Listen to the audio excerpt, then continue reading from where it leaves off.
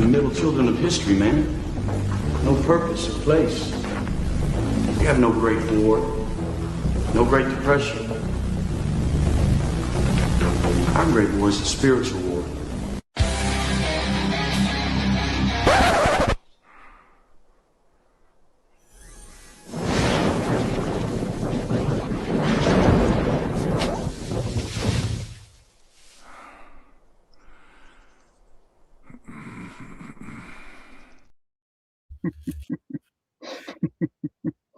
Y'all welcome to this. By the time he said that, I saw Trek. I'm like, yes. Y'all welcome back, Chris. We had Chris earlier on in the year last year, like one of our first shows we did last year. When we did our IFAC show with him. If y'all haven't watched that, go back and watch it. It's a good one. And we brought him on tonight. Tonight, the purpose is I've got some stuff I want to ask him. It's a little selfish, but we're mostly going to go over medical. And for y'all that may have not watched the last show, Chris has retired from emergency medicine. He's got a much bigger scope than I did when I was in Georgia. And so he's basically our resident, I don't want to call him doctor, but he's our resident witch doctor. And in the Telegram chat, everybody who has a medical question goes to him. I recently reached out to him about TRT and some things. So he's always willing to answer any questions. So we're going to open up to questions for y'all here in a little bit. But what I wanted to go over tonight is what should we have on hand with what's going on in the world if we cannot get access to a doctor, or we need access to some type of way to handle some of the most common things that we can take care of ourselves outside of surgeries and such, right? And that's where I want to go off on that tangent, where we go from here. So just kind of do a quick parlay into this topic. I have a few friends who are in different industries in the United States. And the one common complaint they all have right now is they can't get supply. They can't get, whether it be my firearms guys who own ammunition companies, they cannot get copper. They can't get a lot of the components they need for gunpowder. It's hard for them to get brass. There's just nothing out there. Same thing with medical equipment. Y'all know I've brought this up before with Bear Independent and Refuge Medical. The government's buying everything up.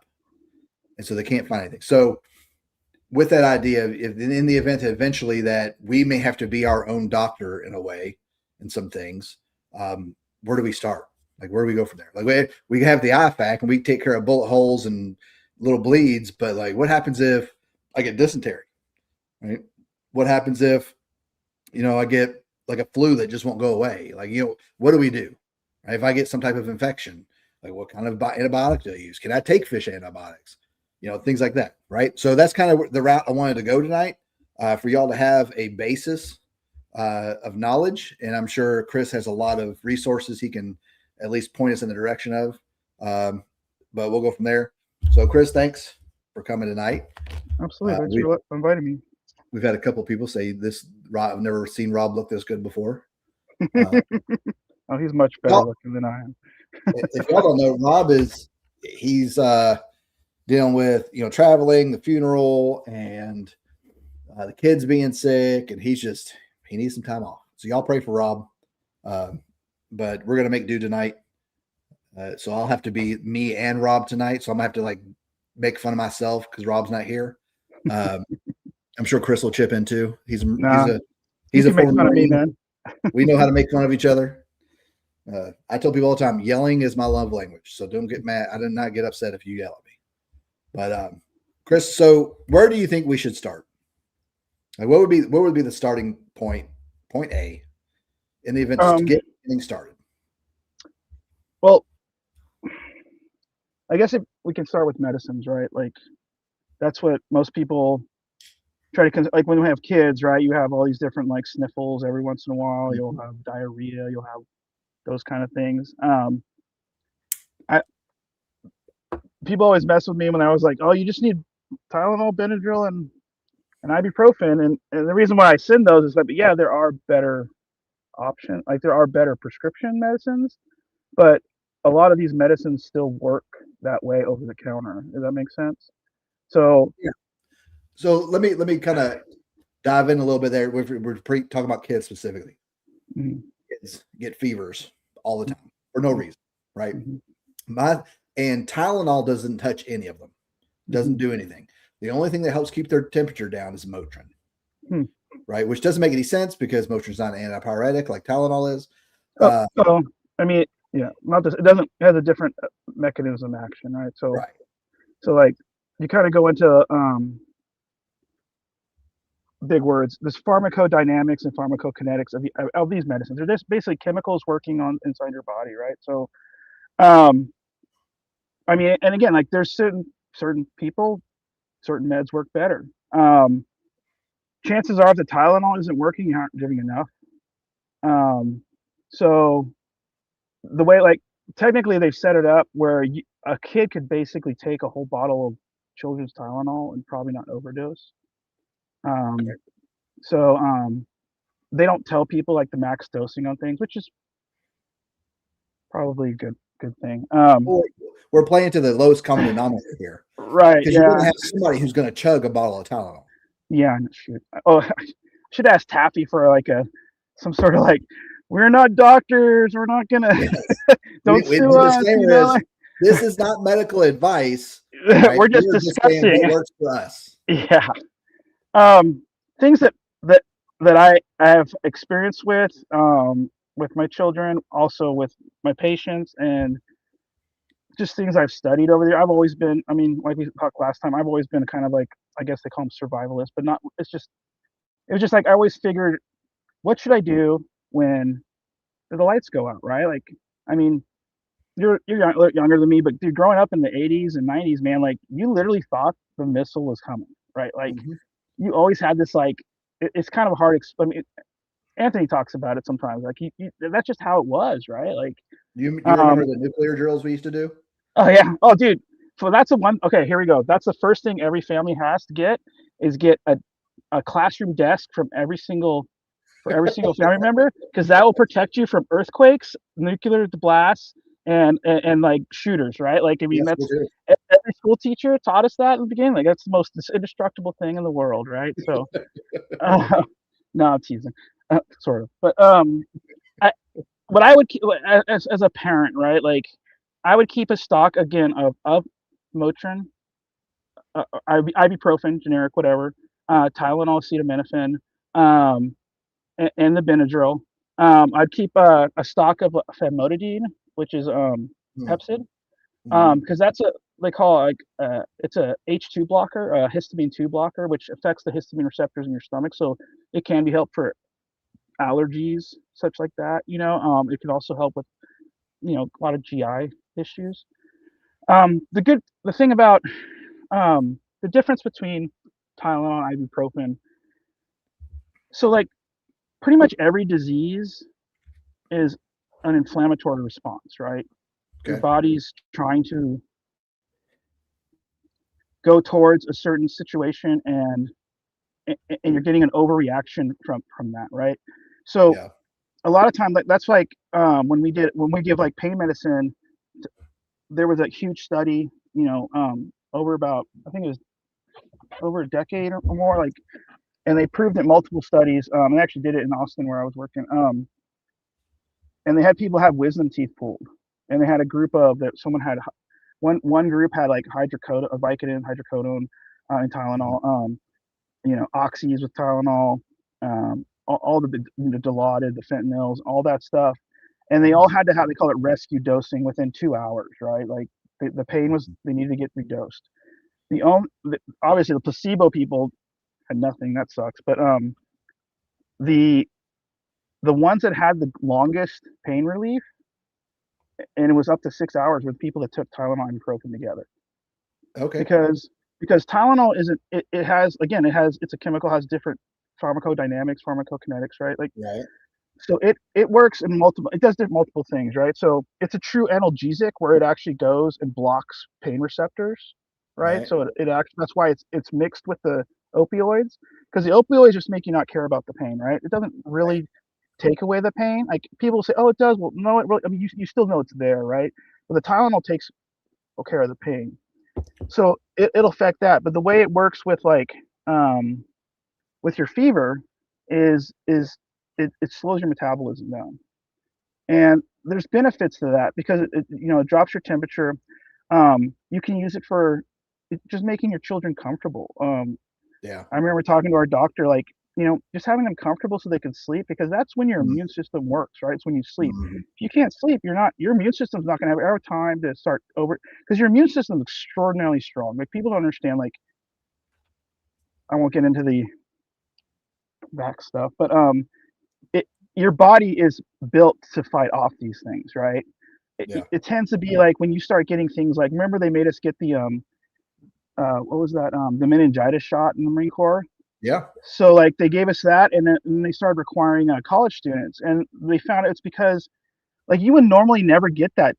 Actually, most people will never get that, but Mhm. military people and college kids were getting it because, well, their immune systems were destroyed because they were going like through finals week. They weren't sleeping. They're Mhm. taking Addies, staying up longer than and so their immune system never got a chance to fight it off, and so it allowed your body to get so depleted that it allowed the virus to cross the membrane, right? That would Yeah. normally not done. So they had to give it that. I don't know if it worked, whatever. So But let me pause you for real quick. So yeah. growing up, we always heard the wives' tale, like feed a fever, starve a cold, right? Mhm. So with you're talking about, with Tylenol or whatever, you're taking it and it slows down your metabolism. Wouldn't Mhm. that counteract that wives' tale? Because the fever, as we do it in our house, unless Mhm. they get above 103, Mhm. really 102, I'm not giving anything, right? Yeah. Because you want the fever to help burn it down. But once they cross that threshold, then they're uncomfortable. They're not sleeping, like you said, Mhm. because that's my kids. And this as being as a paramedic, and I saw it all the time as well. Kids will compensate, and you will not know anything's wrong until they're almost dead. Right. Like their My body kids, dumps like a lithium battery, right? Like, yeah, so they dump all their energy until there's nothing else, and then yeah, and that's where like kids is like you want to let them have a decent fever, because the fever is there because it is temperature. Like viruses and bacteria, they're affected by pH balance and temperature, right? Like those can kill them. Like little changes of that can. The thing is that if a fever jumps too fast, then you get a febrile seizure, right? yeah, So mhm, and then they're prone to that for till usually about 5 or 6 years old. Um, but it can cause some. It's kind of like the whole when we had guys that were heat casualties when we were yeah. in the military, and then they were just always susceptible to that. Like that's just the thing. Like your body, Got to look out for it's that silver bullet. right. It's a trigger, right? Like your body starts like, oh, this happened, and so I'm compensating. So now it's this new thing Yeah, as it goes along. I I tend to start.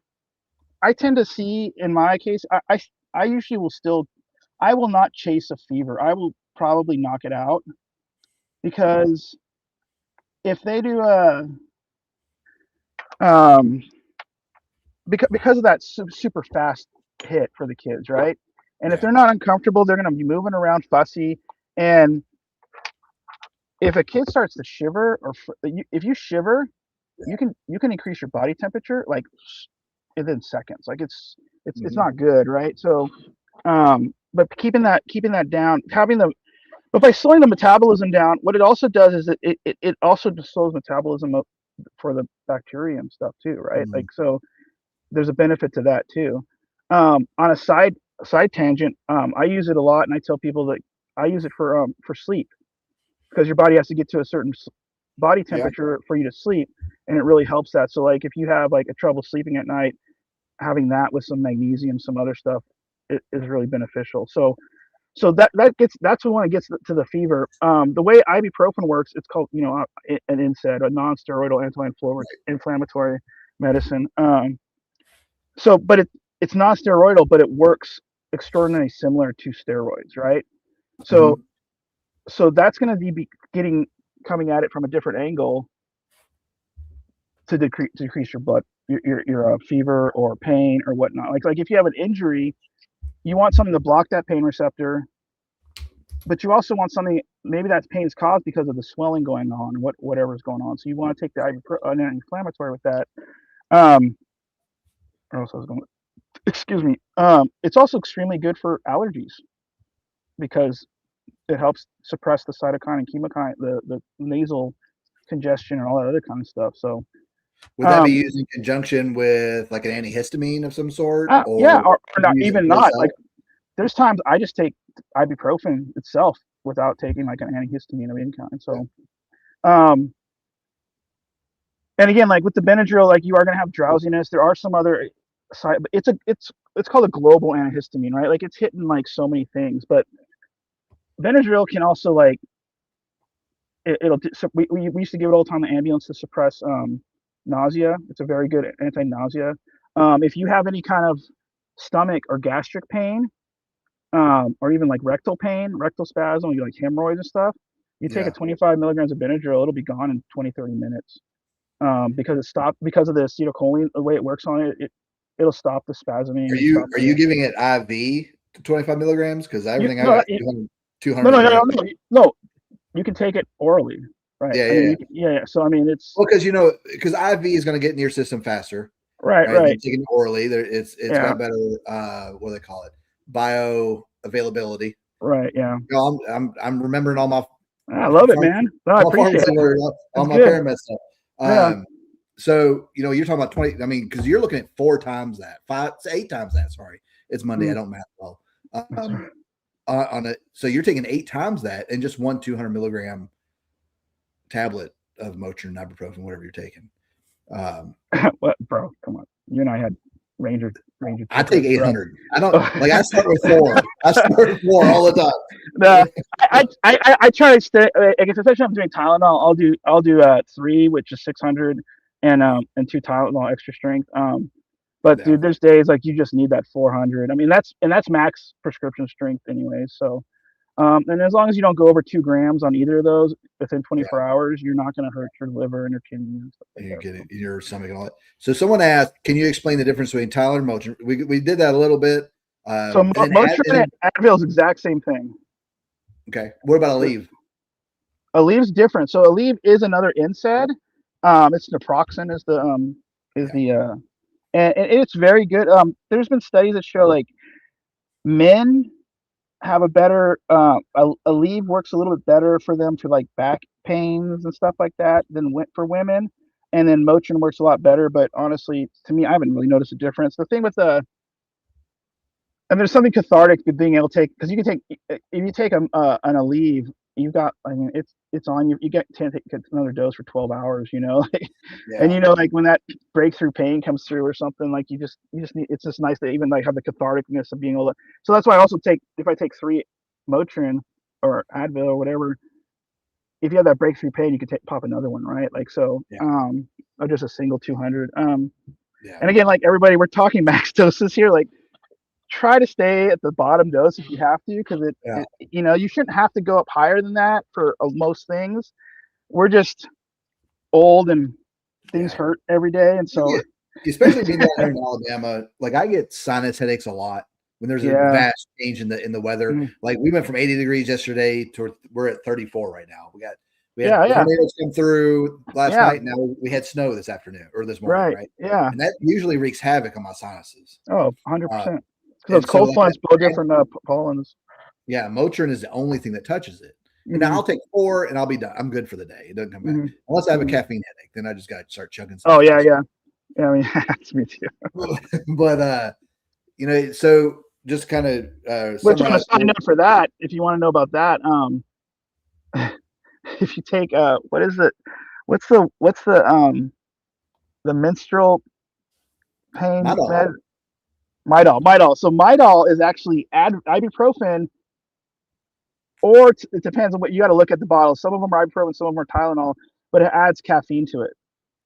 So if you have a caffeine headache, I take BC powder sometimes too. Oh, no, my mother-in-law loves BC powder. Oh, my wife, she do all the time. She'll give it to me. Like I had a headache last week and she was at the house. And I took it. I just take it dry. I'm like, boom, I shoot it right, and I just swallow it. And she looks at me in horror. She's like, "What are you Yeah. doing? You're supposed to mix it with something." I'm like, too slow. Just Yeah. It's like taking dry pre-workout, just taking a scoop. Oh, I do that. That's how I take my creatine each morning. I'll just dry it and then drink a coffee or a Monster or something. Yep. So far, Motrin and Tylenol, right? Liquid or solid, right? Because if you have pill, right, and your kids won't eat it, you can crush it up and put it in something. Yeah, real quick, FYI, like, so if you're going to take anything orally, you have to it's going to take 20 to 30 minutes for it to metabolize into your system to start working, right? So just be aware of that. That's one thing I forgot. This, like when you were saying about taking the pill, I often tell people, like, in their Teotihuacan bag, like, to get the liquid Motrin. It's the same dosing. Like, it'll still get 20, but if you do it, then, like, you can't swallow, like you're vomiting or something. You can set it into your gums or just under your tongue, and it'll absorb. Well, couldn't you just crush up the pills and do the same thing? Yeah, technically you could. Because I would worry about my bag too, right? I'm sorry. I would worry about my bag having something liquid that gets crushed. Yeah. I mean, right. I mean, you gotta be wary of that. But yeah, I mean, but if you put it in like a hard Pelican, you're fine. Right. Yeah. But those are bulky and heavy. You put in your bag and stuff. But yeah. Yeah. So definitely have those three. Did you want to talk about like supplements and stuff that are beneficial, or? We can go over everything. All right, you just keep talking, and I'll interject occasionally. Another thing that's really good, like if you have pain or any kind of inflammatory, the body's strongest anti-inflammatory is melatonin. And there's been a bunch of studies. So they used to think that it was just being produced in the mitochondria in your cells. No, they used to think it was just being produced in your pituitary, and now they're finding it's produced in all your mitochondria. So there's been one study. I can't remember if they started the other one, but I was listening to two docs about it, and he was a kinesiologist, or he like ER doc, and then he started doing he did a lot of sports medicine stuff. But he had gotten in like a motorcycle accident or some sort of car accident, and had intractable back pain, and did the whole oxy run, how he would get addicted. And he found out about this melatonin, and he had to work up to it, but he got up to be taking 60 milligrams of melatonin a day. And he went from not having any pain medicine and and even with the oxys, he could barely walk. But he started doing the melatonin, and he's like, I walk around, it's like I had never had a back pain before. And so, and melatonin's going to be easier on your digestive system, I'd assume. I'm sorry? And melatonin's going to be easier on your digestive tract, your stomach. Oh yeah. I mean, it's not bad at all. I mean, again, like none of these are golden BBs, right? Like everything is going to have some other counteraction. But your body will get used to a lot of these things. There was actually one doc that was there that was talking.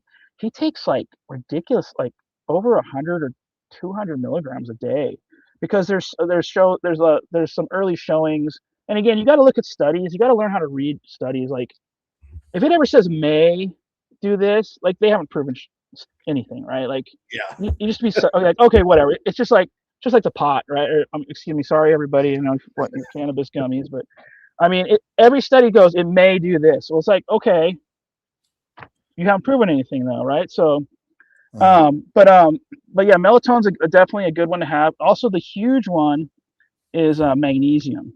Yeah, and that's huge for headaches. Your advice you gave in the Telegram was start taking 800 milligrams. Oh, a minimum. Like when I have someone in like severe respiratory distress, I'd give 2 grams IV of I bet you do. Of mag sulfate. I mean, it's amazing. No, it's amazing. It's like it'll stop torsades. Huh? It'll stop torsades. It'll stop torsades. So a lidocaine. But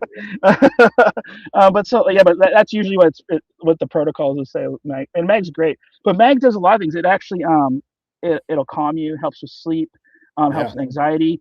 It's actually a bronchodilator, so it's like we give it for asthmatics. Yeah. So that's a really good thing. I remember like one of the guys had asked a question about respiratory, and I put a whole thing together. We can talk about that later, but for things that you wouldn't be able to have. But yeah, magnesium is definitely a good thing to have. let me think. Oh, your vitamin C, man. Like, so basically we're all walking around in with scurvy, man. Like people don't realize, like if your gums bleed at all, Mm-hmm. you probably have scurvy, right? And people don't realize that. No, literally, like that's what they're It's not finding. because I'm really, really diligent in brushing my teeth. It's because I haven't. Well, that could be it too, right? But I know I'm not that good. So, but but they found like, so I don't know if you remember, like I got asked to help out with a bunch of stuff with Americans Frontline Doctors, and so I learned a ton of stuff from those docs and everything, and Mm-hmm. it was like, so like again, like the Pepsid, like in that protocol was like Pepsid, all kinds of things, but vitamin C, like they used to say, oh, you can only have, what was it, like 500 milligrams a day, otherwise you'll get kidney stones, which is a bunch of coarse crap. But they're finding out, like, so we're one of the creatures on the planet that don't produce our own vitamin C, right? Mm-hmm. And but animals that do produce their own vitamin C, which is the majority of them, when they get sick, they're producing like tens of thousands milligrams of vitamin C in their body. Yeah. And so like we'll take, like, even when I have, especially with allergies, when I have allergy season, I'll pop 2 to 3,000 milligrams or 4,000 milligrams, and it works great, and like for a lot of things. That's Yeah. definitely a plus. When I was in the Marines, I used to take those vitamin C packets, Yeah, a lot. yeah, the Vita C or whatever, what they call Whatever it them. was, Yeah, and they had a bunch of other stuff maybe it's a too. placebo effect. I don't know, but it seemed No, to help. no, there's, because there's other stuff in there too, right? I mean, Yeah. so yeah, my mom used to take that stuff all the time. So just Sorry, kind of go go over like my daily vitamin regimen, right? Because I Mhm. know growing my own food and everything, I know a lot of our vegetables and such. There's a magnesium deficit, right? Mhm. There's a zinc Mhm. deficit. So I take magnesium, zinc. I And think it's like potassium. I take 800 milligrams of magnesium per your advice, Mhm. which has helped with my sleep like Mhm. amazingly. I take 50 grams of zinc, and then I also take like a multivitamin just to The kind of zinc, with the zinc, be careful. okay, Make sure it's elemental zinc. okay, Because a lot of them are packaged. It's not a because only the elemental zinc can be absorbed in your body. So a okay. lot of times you'll see, like, they'll give you, oh, it's 50 milligrams of zinc, and then you look on the package and go, oh, but it's 10 to 20 milligrams of elemental zinc. So just be Mm. careful with that. I mean, Well, I I'm think good with that. it's changed a lot. So And I think I think I do take a vitamin D, and because oh, how much? five hundred or 5,000. I mean, No, bro, that's way too low. way too low. Should I What should do I I need, what do I need to be taking? you should be taking at least 10K, man, like minimum. Um, Yeah, I got them so rookie numbers. I got to pump them yeah, up. so should I go into my flu lecture Let's I used hear to it. give? Let's hear it. Okay, so, and this is all going to lead to vitamin D. So in 1975 there was a big flu epidemic, right? Like you probably don't remember, but that was like the last really big like flu epidemic before the vid, whatever you want to call it. Um, and there was this doc at Atascadero State Hospital in California, which is the largest psych facility in the world, or in the U.S. Sorry. Um, and he noticed that his floor, none of them got the flu, and none of them died from the flu. Hmm. And so they did a retro analysis of his of their charts to try to figure out, were they taking something different. And the thing was that his floor was predominantly Black Americans. And the thing is, with melatonin deficit, or melanin deficit peoples, they don't produce vitamin D as well, so they're always usually on supplements. Same with infants and elderly people; they usually have to have vitamin D supplementation. That's why unless you're when you're breastfeeding, you need to supplement vitamin D usually. Um, so they started looking into it. He started so he did his own study. He tried to start a study, no one would listen to him to do it. So he did his own study in his office, right? And they started with 2,000 milligrams, or 2,000 micrograms. And that year nobody called in sick, right? And so he was like, what's the deal here? So he started researching more. He looked into a bunch of stuff. I mean, one of the biggest ones was from Russia. I mean, if you could believe what the Soviet Union did, but they started noticing, like, like their school children, all of them were getting sick. I mean, obviously in Russia, they're you know, there may be vitamin sunlight deficit just because of where they're at, right? So they started demanding, they started putting them on vitamin D and also doing UV therapy, right, which produces your vitamin D. They literally cut um, their sick from factory workers and school children by 2/3 in a year. Then they started like, if you look at, they're like, except until you start like having people visit or whatever, there's almost no flu in like Scandinavian countries and also like, you know, Inuit, Eskimo, whatever you want to call those. And they're like, well, this doesn't make sense. They're covered up all the time, but their primary diet is fish, which is omega-3 fatty acids, which is high in vitamin D, which is, I mean, again, these are all correlations, right? Like you can't, I mean, we've had a bunch more studies since this, right? Obviously, we figured this out, especially since the vid, right?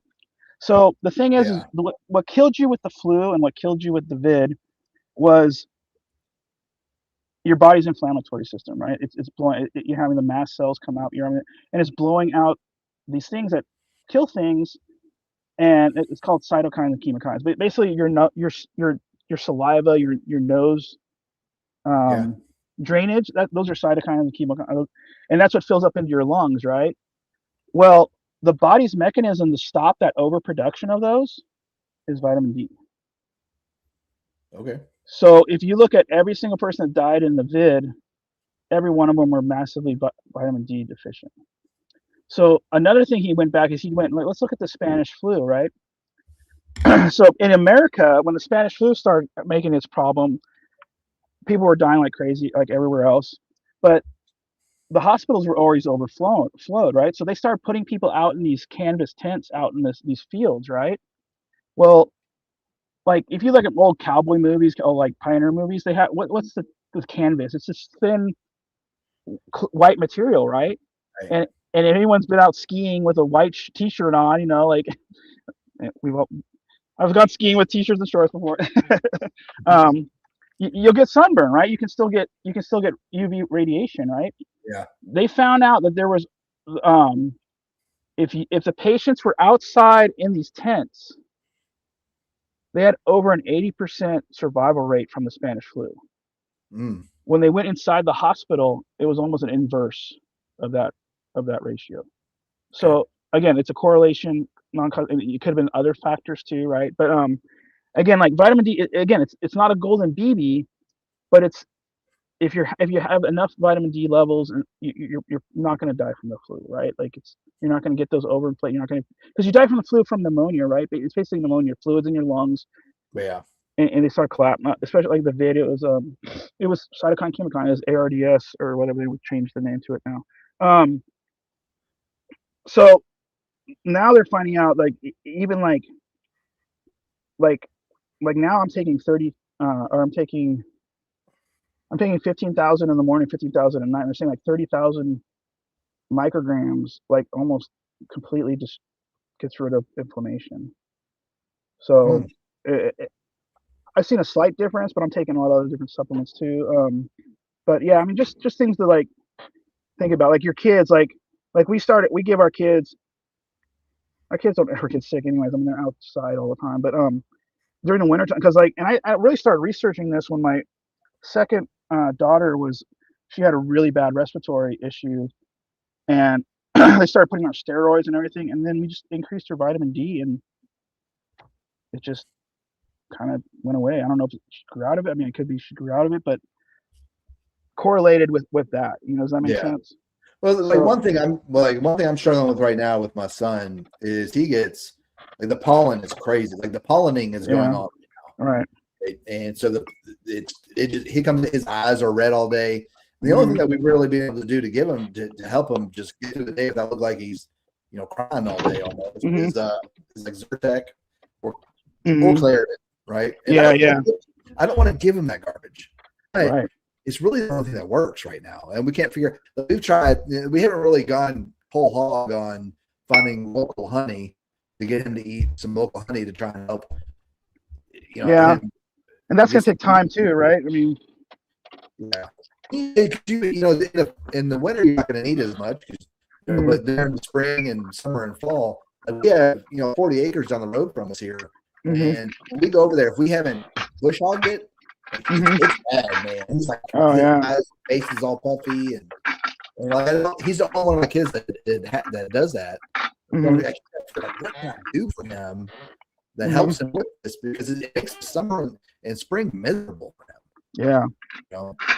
I mean, again, like he's probably still going to have some issues because of the allergens, but I would increase his vitamin D and vitamin C, and like honestly, like I don't know what it is with the South, bro. Like I didn't get allergies until I came here, like yeah, bad, man. It's so bad.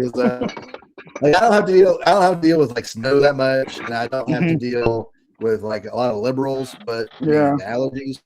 Oh, bro, it's miserable. Like you almost like they're like, what's going on? I can't even move. Like you're like, oh, it's just allergies. Like, and then the cold front will come through and blow them out, and you're like, it was just allergies? Are you kidding me, man? Oh yeah, it's bad. Yeah, it's and then during the summers it could be worse because you have different plants here in the South that are pollinating and throughout until the winter.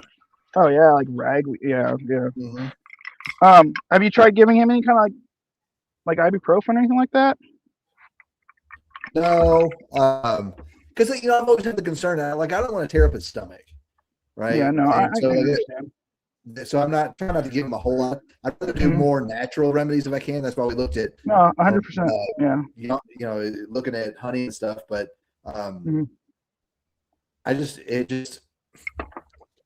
it's hard to figure out what the balance is of what I give him and auto tune. Do I sound like Akon? What's going on? I don't know. It's kind of slow and up or whatever. It might be my internet. Who knows? I'm actually starting to research sarsaparilla. There's like a ton of stuff on that. I'll see if I get it. I'll send it to you. There was some stuff about allergies with that too, so I'll see if I can get it. I just literally started reading about it like a couple weeks ago, so I don't have a lot of conclusions yet. I really want to be sure about it, but yeah, like because you have it down, you have it's all over the. I was watching a thing like it used to be worth more than gold in tonnage from the U.S. It was like one of the U.S.'s number one exports to like Europe and stuff, and then I forget I think the FDA put a stop to it because I guess you can. It's a very short chemical reaction with when you break it down to MDMA. So I mean, it's pretty easy to do it that way, but it's got a ton of other benefits. Like it's kind of how that stuff is. It's like I don't know. I feel like everything that has been major breakthroughs in the world has been because of natural remedies, right? Like penicillin, that's a natural thing, right? Like just stuff like that. But I'll look more into it and stuff. And Gosage. I usually take 1,000 milligrams at night, personally. Or if I'm having a respiratory problem, I'll at least take 1,000, if not more. Yeah. Yeah. Someone said turmeric and tamarind. Yeah, those are really good anti-inflammatory. But it's very most of the the dosages they tell you are they're not anywhere near what's therapeutic, Well, they're trying to be safe because if you don't do that, you're gonna have someone who's gonna eat pounds and pounds of it. You know what? I'm not about Darwin, but bro, if I don't know,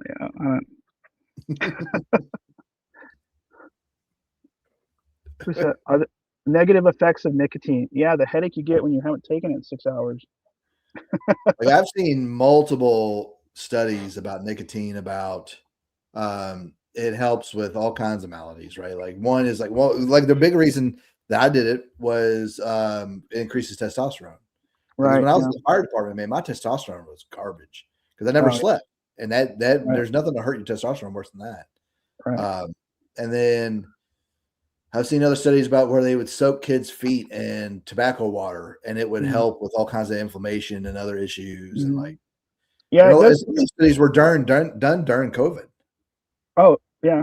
There was I mean, it's a vasoconstrictor, so it will increase your blood pressure. Um, I have buddies that were like they've been doing like chaw and like dip since they were like 12 and 13, so they had like they call it idiopathic hypertension, and I'm like, no, you know what it is. It's they've been doing dip for so long. But the problem with that is like the dip, there's all these other chemicals in it, right? It would have been better Yeah. if they stuck with chaw, because like chewing tobacco is just plain tobacco, right? Like, Yeah. and there's literally nothing shown. I mean, there you can get like certain cancers possibly, but like smoking a pipe or smoking a cigar, the worst thing of that is the superheated air, but you're not even getting that much, or the heated Right. air in your mouth. But like the problem with like nicotine, like cigarettes, with people you don't get is that it it's this other stuff they're doing, like they're taking, right? Like they're putting in, that's causing a lot of these problems. It will though, like if you do inhale like cigarettes though or nicotine, it does paralyze the cilia in your trachea. So the ones that kind of like get when you get that cough, Yeah. they're rhythmically moving up to get all that stuff out of your lungs. So it'll paralyze those. So that's why you get a lot of like smokers get that cough in the morning. Cough is horrible, man. Yeah. My dad, growing up, my dad smoked Camel non-filters. Oh, And, man, that cough in the morning was rough. yeah. I worked with a pharmacist that did that. It, like just chain, bro. Like Yeah, and the thing I remember with him all the time, he was constantly spitting, like going. Oh yeah. Because there's no filter, right? So like it's nothing stopping him from getting tobacco in his mouth all the time. Right. Like I just remember that, like even now, just doing it reminded me of my dad. It's wild, yeah. Because like like I smoke an occasional pipe. I don't do it that often anymore. I do it, but it's more or less because I like the smell and I like the taste. But I can't disregard the palliative effects of it in different aspects, right? Because like I was talking to my wife when I started doing TRT, and I just started like a week, 2 weeks ago, right? Right. What was your dosing? Oh, you can tell me later, but yeah. But I'm on that, and like I don't know if it's placebo effect or what, but like I feel like just after my second dosing, I've got all kinds of energy now.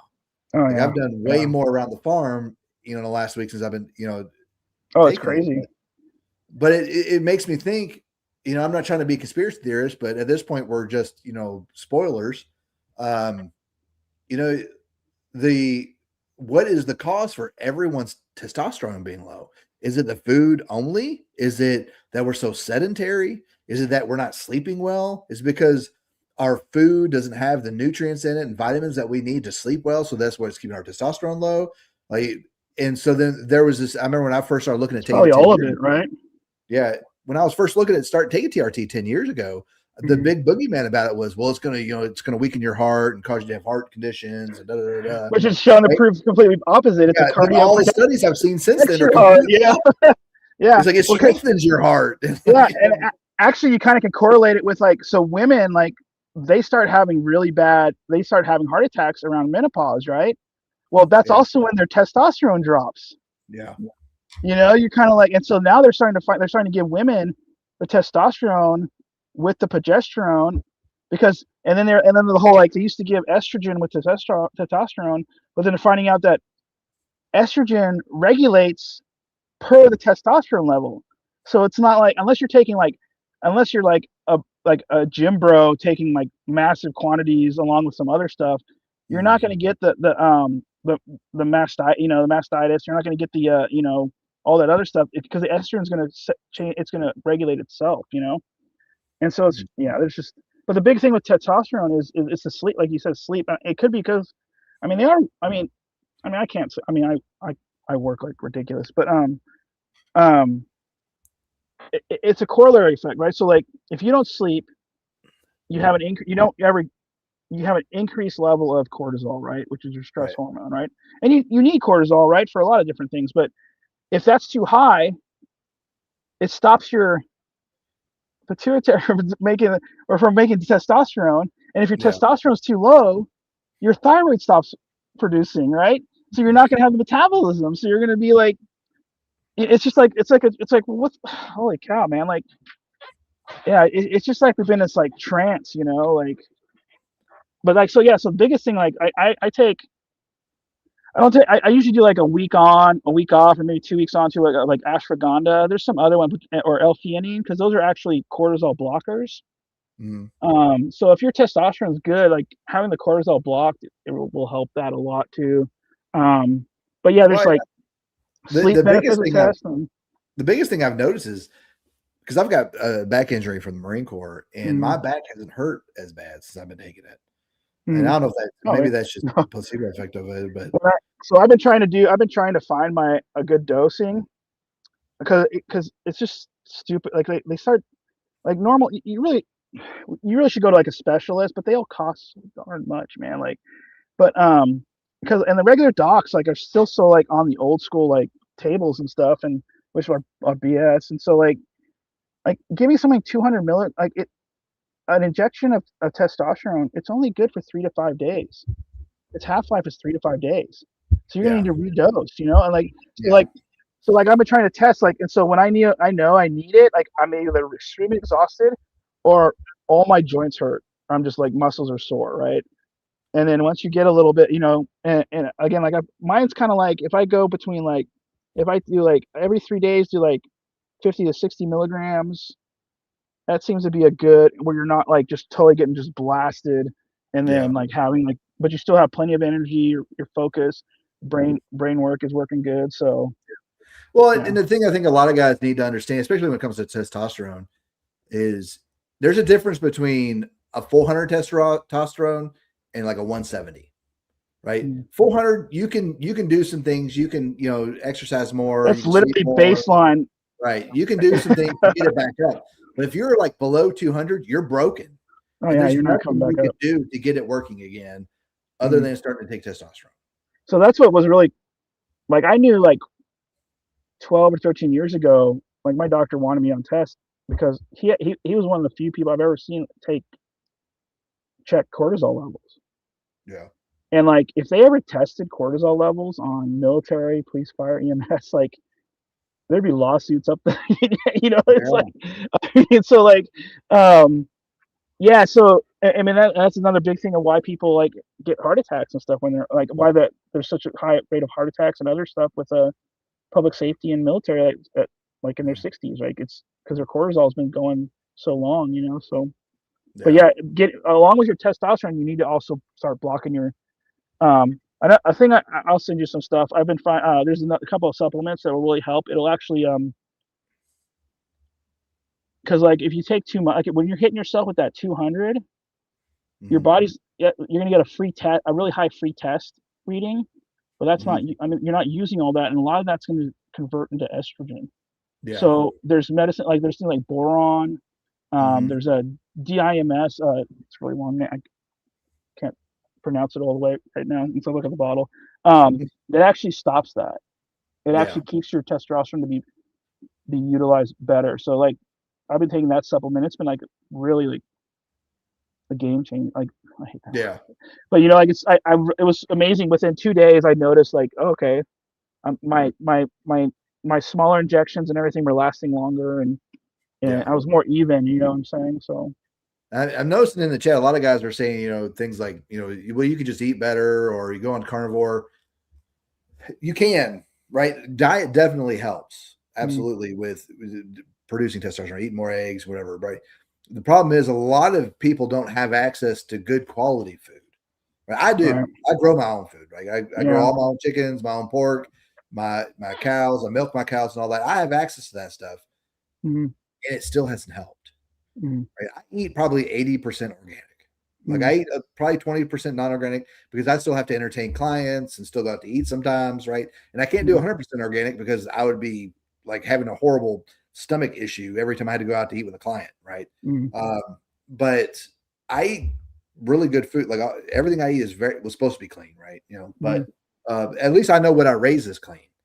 And mm, what I buy at the store, if it's organic, who knows? Like mm, it's mostly at this point just a label for marketing in a lot of times. mm, You get some good source stuff that it's actually organic, but that may not be everything. right? You just may have an underproductive system that is not able to do it anymore. You know, like especially guys like Chris and I who've been in the military and we have worn our bodies out. Like that's why we may need to look at it. Like this, I've pushed this off for years. Like I did not want to do this. I did not want to have to be giving myself a subcutaneous shot twice a week, right? I don't want to. You get some Q? Yeah, I do it. Yeah, like it's not like the needle doesn't. It's easy, but the IMs ones are The testosterone's like trying to put in peanut butter through a sub-Q. Like it's super. But again, like we said about all these things, they're not golden BBs, right? Like just because you're testosterone, you're not going to have you're going to feel more energy, but you got to do something with that energy. You got to go walk, you got to work out, you got to do other stuff, you got to eat right. So like, I mean, I've lost 100 pounds in over a year. It's over a year. So it's like, but it's not because of the test. Like that just helped me like survive and come home and do my job. And so I was like below 200. Like I was really, I forget what it was, but it's bad, because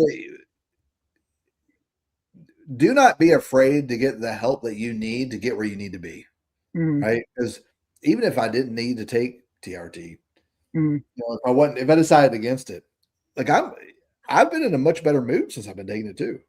Like I've noticed that specifically myself because I'm not like I don't have a short of fuse with my kids right now. Like I've been way more patient with them than I am. So then I'm not better too.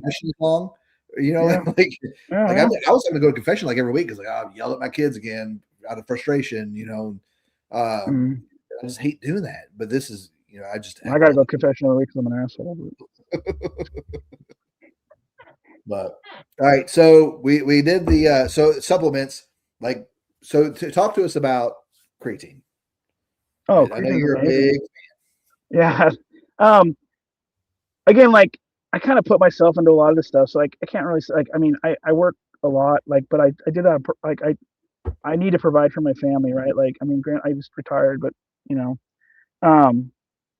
but yeah, I didn't sleep much. I didn't do all kind of things. So I was always trying to find, like I would drink easily 1,000 milligrams of caffeine in 24 hours, So like, and actually that a ton of that's decreased since I've been on testosterone and even just nicotine. But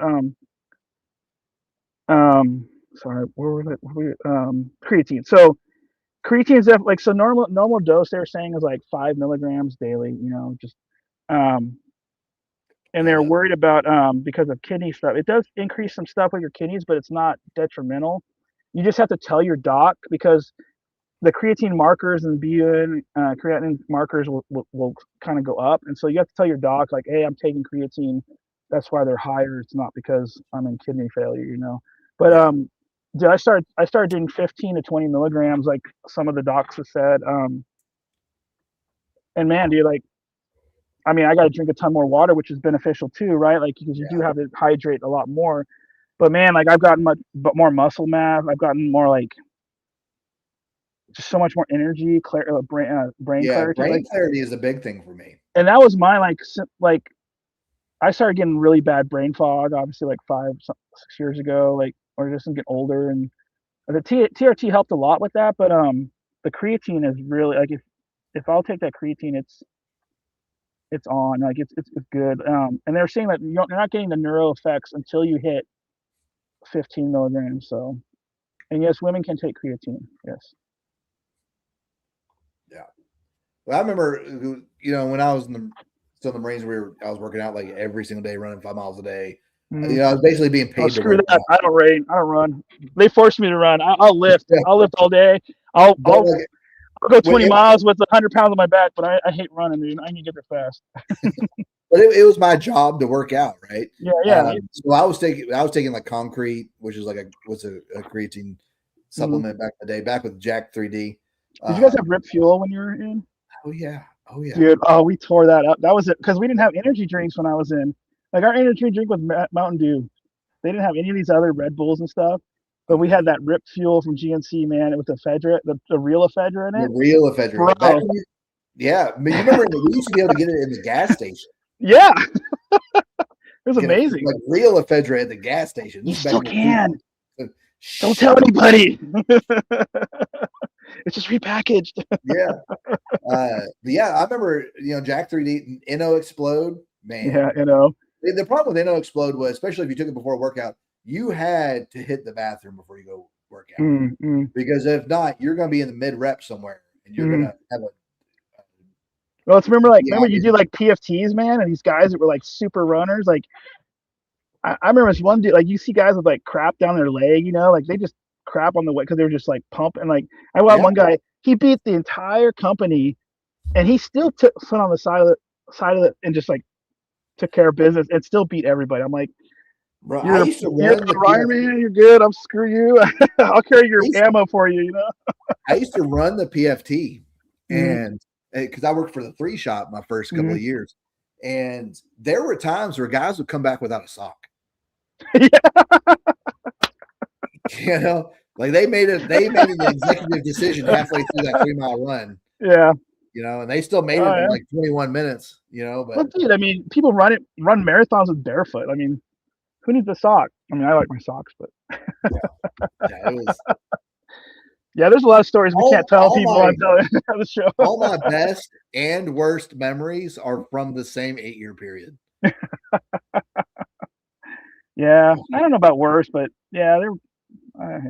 So going on the creatine. So like if I do a non-workout day, right? Like if I just do cardio for a day, because I've been doing a lot more walking than running. I'll skip sometimes. But go ahead. Sorry. So on those days that I'm not hitting the gym, like today I didn't hit the gym because I was repairing the toilet, so I didn't have time. But like today I only did 10, right? I did 10. On days that I work out, I'll do 15. It seems like 15's the sweet spot. I don't do 20 all the time. There's like what I was doing when I was doing like hitting 24s heavy. Over in the last year though, like it didn't really help. But 15 is usually about what I normally do. So yeah.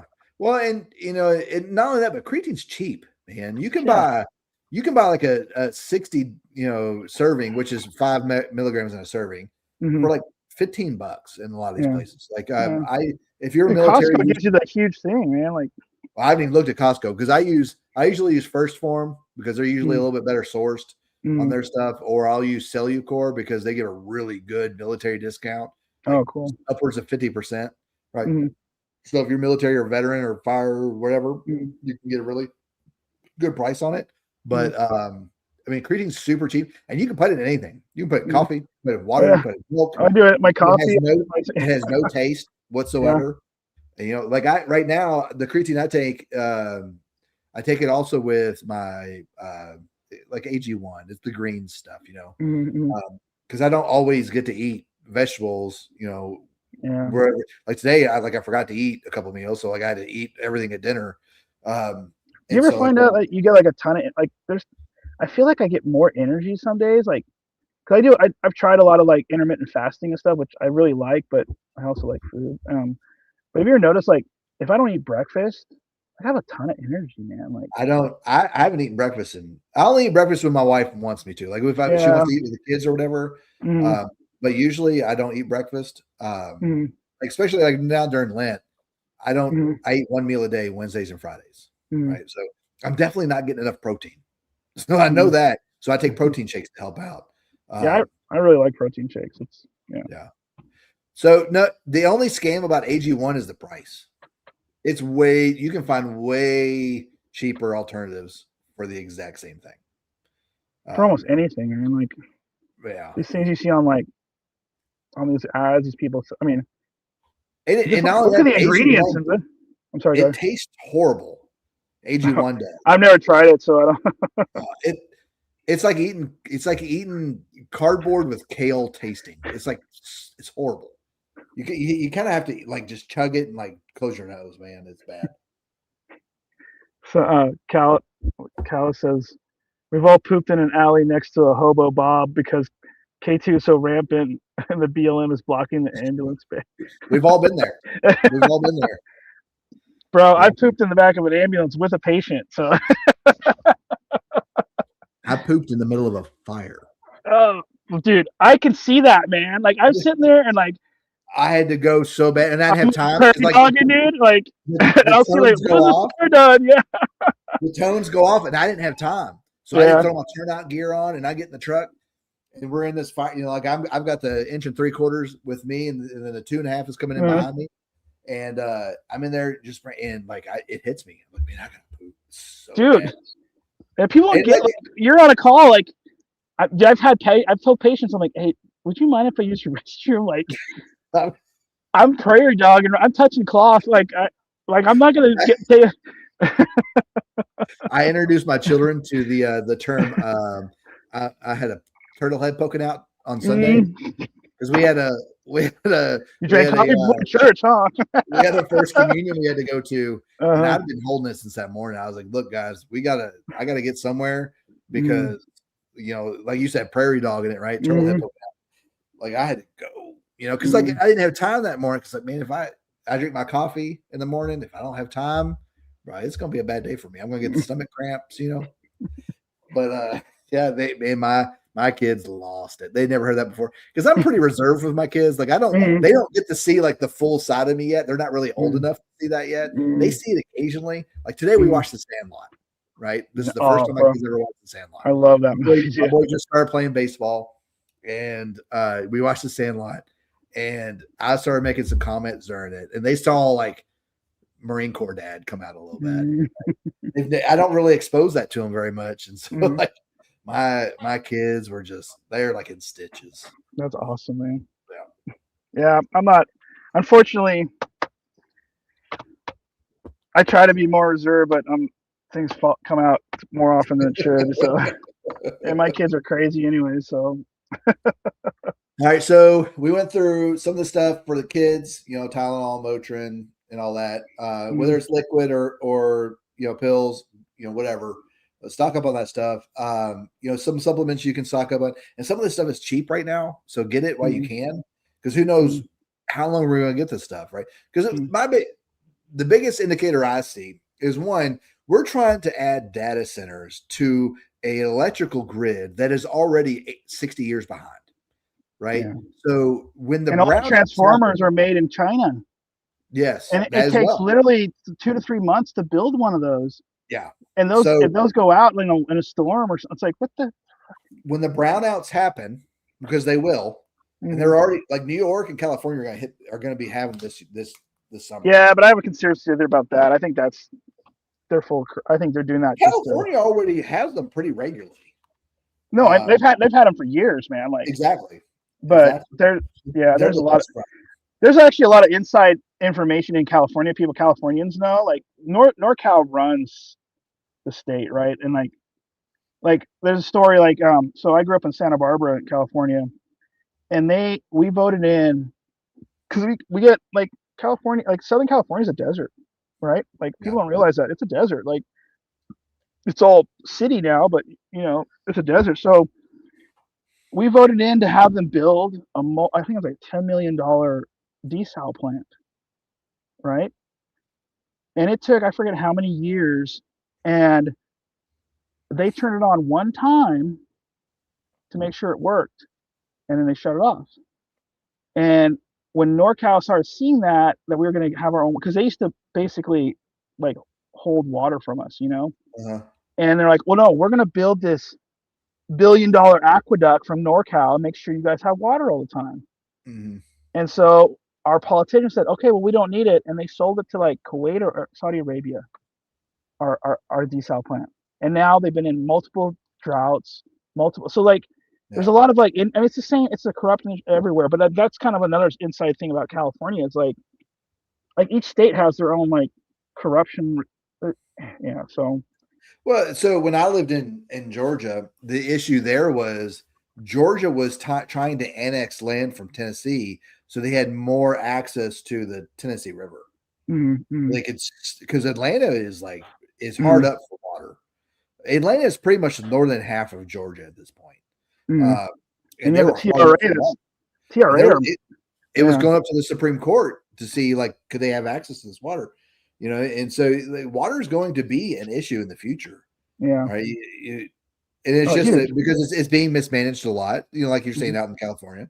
Because one of the first things the Iranians hit in the Gulf were desal plants, Mhm. right? They hit Israel's, they hit Saudi Arabia's, they hit Yemen's, right? They hit a bunch of desal plants. Like if you can't drink water, Good for them. things are going to get bad. It's good. Yeah. No, that's it. They're all running off desal. To make the thing is, it's not like you can desal your own water, you boil it off, salt is left over, basically distill it, whatever. Yeah. But you need it the quantities, right? Like so, and that's like if you look at any kind of communist or any kind of like overtaken of any place, what do they try to do? They try to suppress your food and suppress your Mhm. water, right? Like when Mhm. you're hungry and you're starving and you're Yeah. gonna be You're easy to viable, control. right? Absolutely. So yeah, that's where I kind of go with like that's how I've always grown up. Like, well, I don't want to be I don't want the government telling me, I want to be able to take care of my family and not have to Yeah. rely on the government. So that's why let's get the medicines. Let's learn these different medical things. Yeah. It's just that's a side note. Maybe if we want to go on like make sure you have um like triple antibiotic. But honestly, like the triple antibiotic is okay, but they're finding out a lot of it's all you need is the petroleum jelly or the lanolin jelly, because what it mainly does is it keeps out all once you clean out a wound really well. Yeah. It actually that oil, that petroleum jelly or the oil, it keeps microbes and everything getting into there. So even if you don't use the triple antibiotic, it may or may not help. Um, but definitely having a hydrocortisone cream, because I make like for ear infections and stuff. Mhm. All you got to do is you get a hydrocortisone cream, and then you get the Neosporin and cream, and then you mix a little bit into a little cup, and then you add some cream or milk to it, stir it all up, and then until you get it liquid consistency, and then Mhm. those are your ear drops for ear infections and stuff. So I've Hmm. used it. It works really well. Yeah, because if Wow. you look at because you're if you get the prescription ones, it has the polysporin. It has all those antibiotics in there. Yeah. Plus, it usually has like dexamethasone, which is a steroid. Hydrocortisone is a steroid, Yeah. so you're getting all of it. That's the pain resistance, the help for the pain. So you give them all those. You just do a few drops a couple times a day. Uh-huh. Put cotton in their ear. Like it works great, kids and stuff. Yeah. Yeah. Yeah. Um, because what we've used a few times as well is like especially on cuts, we put Mhm. honey on Oh, dude, it. Right? dude, they found honey in bandages in the pyramids. Like Mhm. honey's been known, like it impregnates. It's like one of the best. Like you put it on gauze bandages. Like it's one of the best antimicrobials out there. Actually, my mom just had she stopped her chemotherapy, and her port got infected. Like she had a wound like from like up here all the way down, just Mm. below her chest. Yeah. Open, right? And so they were gonna give her like she had wound care like once a week. And so Mm. I'd go over there and help her out with like wound changes. But they actually gave her packages of sterile honey wafers. And I would cut a piece off and I'd slide it in under the flap. And then, while when you obviously Yeah. sterile technique and all that stuff, and slide it into the flap of her skin. It healed really. It's all Yeah. healed up now. Yeah. And you got to be careful with like the honey you get as well, because a lot of it's just Right. molasses. Well, you know. high fructose corn syrup. Yeah, Yeah. like anything from China. Like, yeah, anything most stuff you're gonna get from that's not local is gonna be Yeah. fortified with You find somebody with hydrocortisone. some like, because that's the one thing I've wanted to get into. I just haven't done yet is raising bees. Keeping bees Mm, with an apiary, but yeah, I got because I've two. got friends that do it.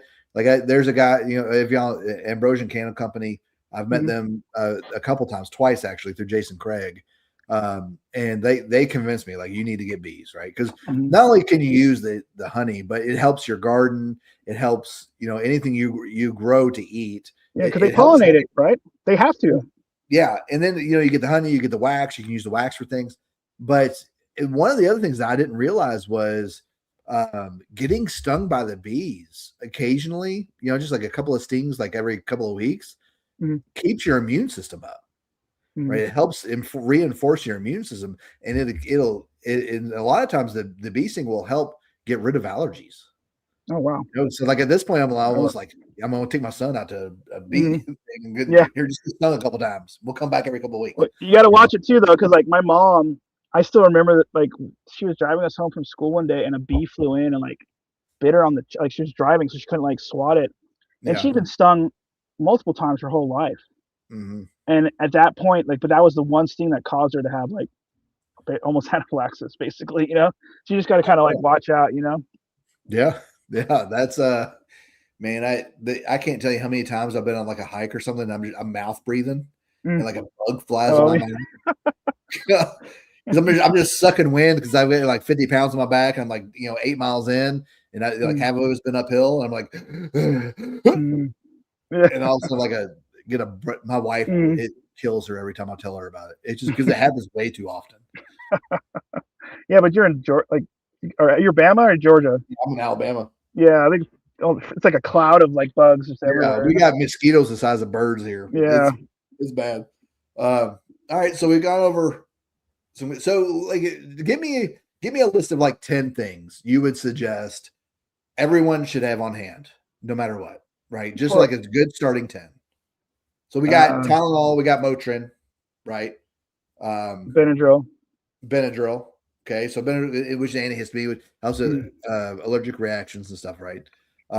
So we got Plus 3. It's like another side note with Benadryl. So like we give it a lot, like with like pain. I gave it a lot of times, like, so remember like the whole 0 to 10 scale for pain. Yeah. Right. Like that's it's obviously subjective, right? Like, and you'd always try to like ask the women, like, a childbirth is a 10, right? And they'd be like, okay, like it still just wasn't. Well, the reason why it's subjective is because like about 60% of your pain is fear and anxiety.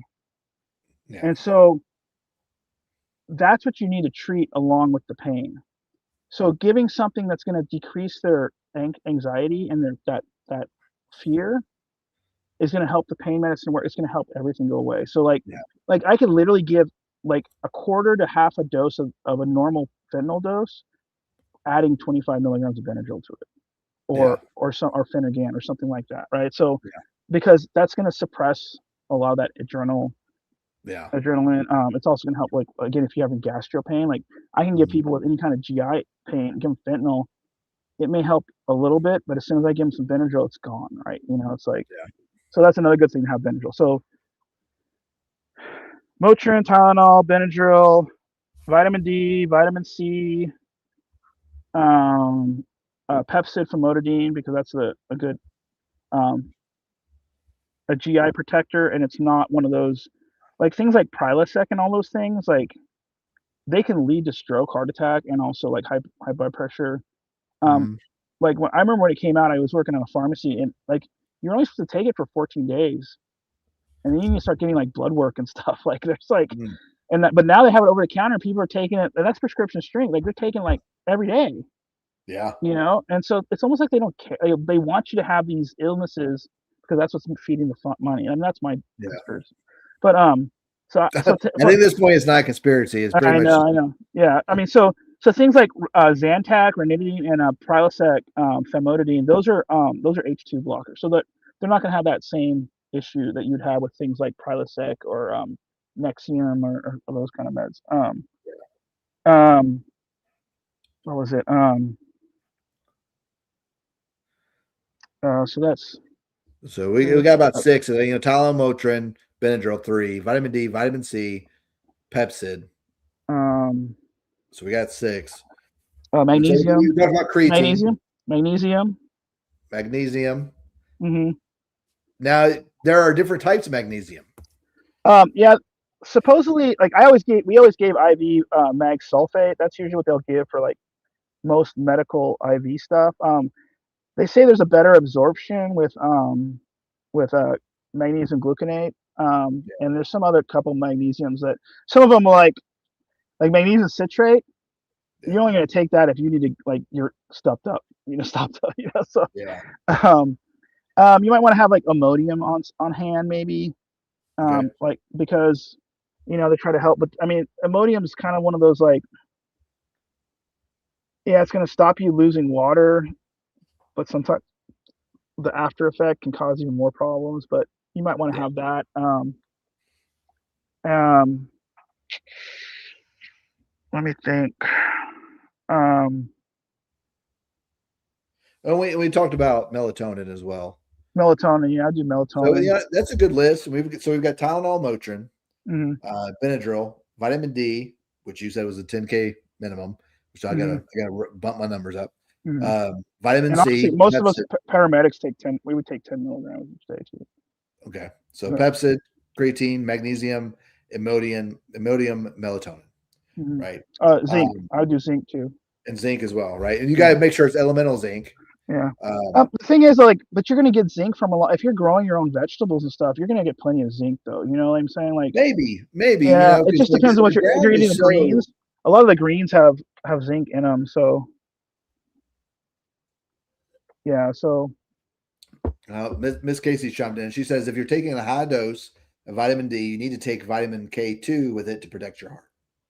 mm, it, it's okay. I would take K2 also, but it, it's out there whether or not it helps your heart or not. But Are there any downsides to it taking K2? has a lot more to do with like absorption and stuff. So yeah, I would do the K2 also. So what's the benefit of taking K2 other than It helping? helps you. It helps a better absorption of the vitamin D's. Okay. Look, as Ocean said, heart failure is a mindset, and I had a very well known Japanese doctor told me that your heart only has so many beats in it. So why increase your amount of beats and decrease your life? Right? Like if you got like a million beats in you, like why would you run or exercise? You're just Yeah. restricting. Well, I mean, your heart's a muscle, right? You got to work it out till failure, right? Yeah. So that's Yeah, why I drink monsters because I'm working it out. yeah, I'm working my liver out to failure right now. All right. All right, so I think that's a good list. Things just I, like some offhand things. What we may I, want to do in the future, Chris, is get more specific on like what if like your remedy for ear infections, right? mm-hmm, Because my kids get ear infections occasionally. We don't swim a whole lot. We just we don't have time honestly with everything we do. But when we do, like we go down to my in-laws and they have a pool at their condo, and we'll swim there, and they'll be in the pool all day for like 4 days. So it's almost guaranteed we're coming out with an ear infection. But we may want to get more specific in the future because some things, are like, for example, like around my property, like ringworm, right? If you're running around with shoes all the time, like my kids my kids are hobbits. They're everywhere with no shoes on all the time. Like my son runs in gravel, right? Like where do you? I'm wince when I watch him run in gravel. Like, what are you doing, bro? Well, that's why they call it tenderfoots, man. He ain't a tenderfoot, man. Yeah. Yeah. You get those calluses on there. I especially am. My boy is not. Like dealing with things like ringworm and things that may come up in the event that we can't get to a doctor, right? And we're not talking about like setting a bone and stuff like that. You're at that point, you're basically just like doing the best you can and hoping for the best, right? Yeah, I mean, it's not that hard to set a bone though, and we can talk about it another day. But well, you know what I would? Yeah, I've talked to Rob about this as well, Chris. Is what I would like to see from you, because I know like you're very handy as far as when it comes to like leather work. If y'all haven't seen Chris's, in fact, I don't think I have it here. Chris sent me a phenomenal pipe stand. I use it as a pipe stand. It could be used as a cigar stand as well. Cigar and pipe, yeah. He's very handy with the leather work. But you know what I would love to see you do, Chris, is start creating your own IFACs. And I will promote the crap out of you, man. And I want don't give me anything for it, right? Because I'm all about promoting my friends. And I think that would be a good retirement gig for you, right? Yeah. And like we could promote I'm just it. too slow, man. I'm just too slow. You're not. You got a whole family of workers. You're a pretty smart kid, man. Y'all are built for this. Yeah. Y'all get the whole family involved. Turn this into a thing, man. I will promote the crap out of y'all. I want to see my friends do well. So, Rob and I, that's what we want to do. Like, this whole. I'm deciding not to go down that topic. Sorry, but I have no desire to ever monetize this. even if we get like 50,000, 60,000 subs, which we won't, this is Mm. such a niche channel. Like we'll never get there, and that's fine. I'm okay with that. If we get 10 people who watch and get something out of this, I'm good with it. Right. Mhm. But, Well, there's benefits of being small, right? yeah, so I can say whatever I want, Mm. without having to worry about like occupational blowback. But, as well as like my goal is to promote everyone I can. I want to see you all do well, because if we don't take care of each other, no one's going to take care of us, right? Right. So the chat's going to hate this analogy, but I'm bringing it up because it's an effective understanding of the need to patron other people's businesses.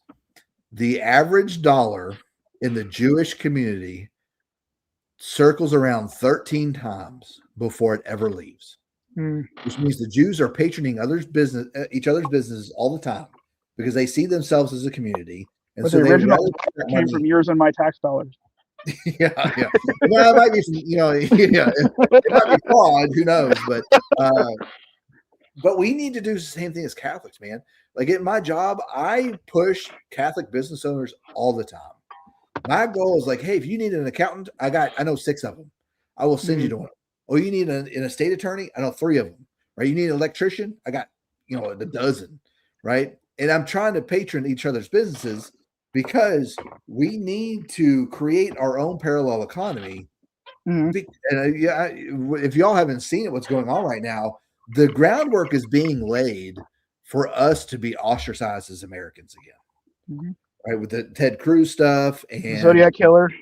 Yeah, the Zodiac killer, Ted Cruz, everything that's going on. Like the goal, as I say, and I made this comment on X earlier, is it seems the groundwork is being laid to where because we don't agree with the Zionist agenda currently of the neocon government, right, and we don't also agree with abortion, we are being slowly positioned where both sides can feel safe coming after faithful Catholics. Mm. Right. And so that means we're going to have to depend on each other even more. Mm. We're going to have to go to each other's businesses. If you need car work done, you go to the guy down the street that's a Catholic that goes to your parish that does it. Right. If you need a plumber, you have the guy that goes to the next parish over from you that does it. Right. Because if we don't patron each other's businesses and help each other out, we're going to have a hard time. Well, that's what the Masons do, right? I mean, yeah, exactly what they do. There's also another benefit to what you're saying, though, is, I mean, you're going to have to try to hope, but I mean, if they hold the same ideals as you and I, as a Catholic ideals, then you can trust them more, right? Because what's the hardest thing about going to some of these mechanics or whatever you call, like, are they just ripping me off for an extra buck? Or I mean, that's a hard thing to do. But you're hoping that if this person has the same morals and virtues, that they're not going to do that to me, like. And so I think there's that benefit. Unfortunately, we're in a weird time with Catholics. We're very tribal as Catholics as well right now, because we have a lot of Catholics that would prefer to go along with the world than with the Catholic Church as well. Right? And there are varying degrees of that and where you fall on that spectrum. But to your point, like, I've toyed around with the idea of setting up a website here in Birmingham of Catholic businesses, right? So people know, like, hey, if I need something done, I can go to a Catholic to get it done. But what the understanding is, there's no discount there, unless you cannot ask for a discount, right? Because you're supporting a family specifically. Now, if they decide to offer you one, that's a different matter. But with the one caveat was, if you're reaching out to them from that website, it was, well, you get shoved to the front of the line, right? You may not be getting a discount, but you get priority, right? And that gives a benefit. Hey, if I need an attorney, right, he's gonna put me in the front line because we're Catholic. He's not gonna give me a break on the money because I know it's supporting his family, right? And I know the specific family it supports, as opposed to going to like Jiffy Lube, which is supporting a corporation and its shareholders instead of a specific family, right? And that's the compromise you're going to have with that, because our goal is to support other families. You need to pay an honest wage to someone for work that they do for you, and hopefully you support the people that. I mean, you're a father, and supporter, like it's not easy, right? Like there's days it's a dollar doesn't go very far sometimes, you know, like, and to be able to support other Catholics in that position that hold your same beliefs, right? Because Yeah. like it's so, and that's a huge thing. Like so many don't. I mean, it you can't always judge, right? I mean, you have to judge to a point, but it'd be much more. You just feel, I don't know. I don't know if it's a virtue or what, but just being able to help out other fellow Exactly. Catholics, right? You know, like Right. I Because would prefer to do that. Unfortunately, like how many times have we like, oh, this person's anti-Catholic, and then they turn out to be like just like everyone else. You're like, oh gosh, it's just depressing. You know? yeah, But because that actually benefited us with our house because we were like, our first year on our land, our well pump went out, our brand new well pump, the guy we bought our land from, and we looked up our first. I mean, we prayed to Saint Anthony, looked up our first person on the Google list, and he ended up being someone who went to the church we were going to. We hadn't yeah, met him yet, and like now we're friends, and it's just really cool. Like, oh, definitely. yeah, And he didn't give us a discount on the top of the line pump, but he's like, it's gonna last, and it did, right? Like he was being honest with us, right? Like yeah, that's all we want. Like tell me the truth. Like I would rather pay top dollar for something that's gonna last nowadays. Like stuff doesn't last. yeah. Yeah, I'm getting to the point now. Like the next time my fridge goes out, I'm gonna look for a refurbished one from like the '60s and just run with it, man. Because if it's running from still from the '60s, it's gonna run forever. Yeah, Right? like, And we're getting to that point. Like we just had to buy a new washer and dryer. You know, other mm, ones lasted 13 years. I mean, and so the average person's like 13 years is a long time. I had a washer and dryer my dad gave him when I moved out in 1999, mm. right? And my cousin still has it now. It still works. Is it top load? Yeah, it's top load. Yeah, that's it. Those literally like they last the longest, and they have all the parts to repair them. Like Yeah, they're the simplest thing. Like yeah. yeah, So, you know, it's just I would love to see you do that. I would love to see you because you know y'all are good at the tailoring aspect of it. You know, you just got to get the right materials to do it. And I would love to see you, you know, just have you bring on occasionally and just hawk your wares pretty much, right? Sell I get your embarrassed about small that. packs. I like. What? Then you ain't got to worry about it because I'll pump you up for you. You gotta pump up Sean too. He the Canuck that wants Oh us yeah, to. He does really good leather work. You should look at his website. yeah. But I mean, I'm all about that. You know, we got a few guys. I talked to Sam Rhodes a couple 2 days last night, maybe the night before. You know, and he's looking at moving possibly to Alabama, and he got a much different talk than somebody because I got guys from the military all the time who call me and they're like, "Hey, what's Alabama like?" And the first thing I go back is like, "Man, who did you vote for in '08?" You know, if I know he voted for the community organizer, I'm like, man, it's horrible down here. They lynched a dude last week down the road from me. You know, it was super racist down here. But then I'll get guys like, hey man, what's Alabama like? And I know them. I know how they're good guys. Like, man, move down here as soon as you can. It's amazing. Like, there's nature everywhere. You know, Alabama is one of the most biodiverse states in the United States. We have beaches to mountains to deserts. We have everything here, and its cost of living is great, right? And so it's just a matter of Texas. Yeah, I would normally promote Texas, but Texas is going to be blue eventually. Like, well, I mean, it was before, right, man? Like, so, but one of the big benefits I always see of Texas, like, if we can keep it, red or what? I mean, who knows what that means anymore? I mean, Texas is literally. I mean, I know people talk trash about the power grid when it went down, but there's a lot of other stuff that went in it involved with that. But it's the only state in the country that has its own power grid. Yeah, it's been true. Like that.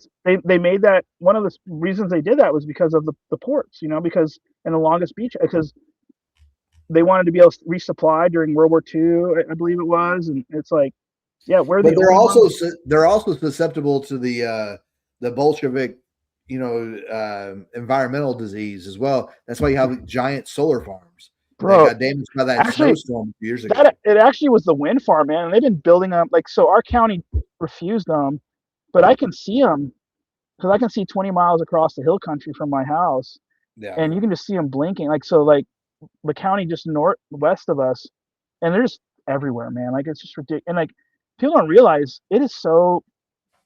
They kill like, I forget how many bats and birds. Like, all these people don't care about environment, dude. They're The killing like, number one killer of the bald eagle is wind farms. yeah, I believe it.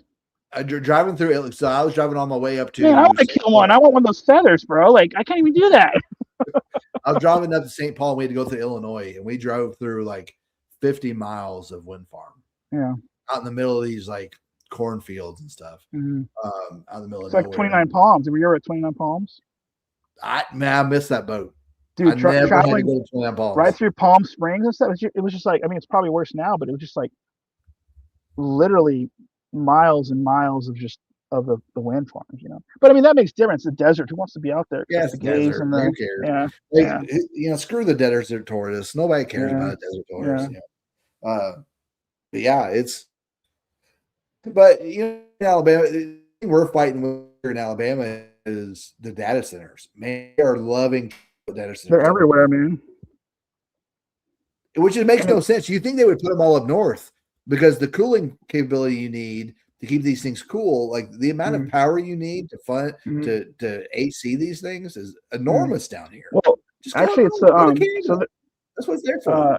Just southwest of us in Taylor, just north of like Austin, they're building Samsung's building. It's been proposed for years, right? And they had to stop for a second because like they didn't have.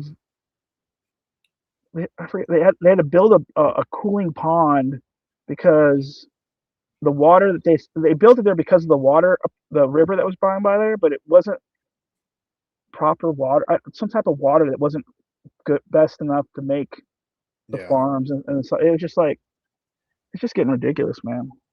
Well, and the problem with data centers is we don't have enough power for them. You need an entire city. Yeah, you need a nuclear plant.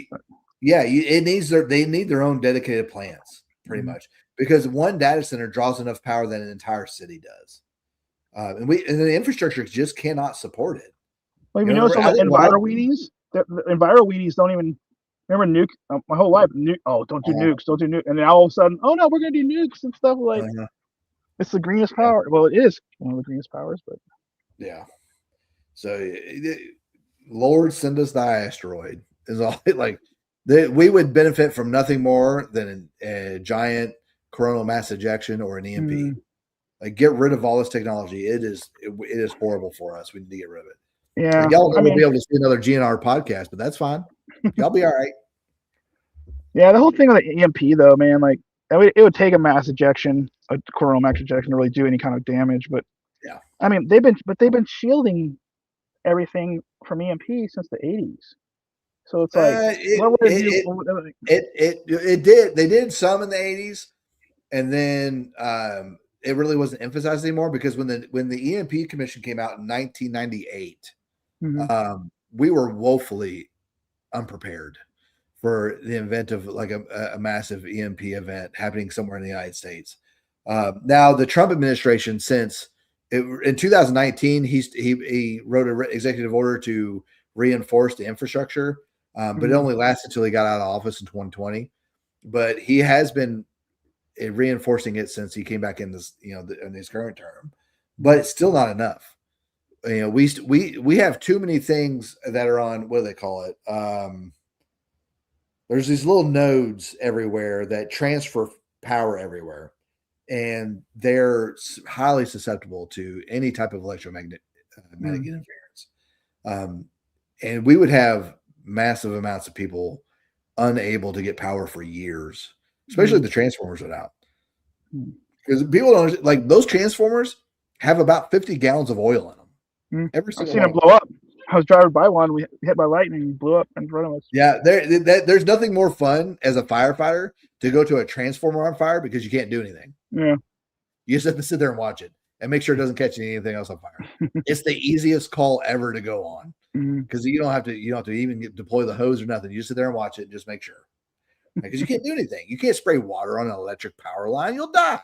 Right? You can't spray foam on it because it doesn't go up high enough. So Like, what's the point? You just have to sit there and watch it burn. It's the Like a same thing with Tesla like car. electric vehicles. Yeah, Tesla Electric car.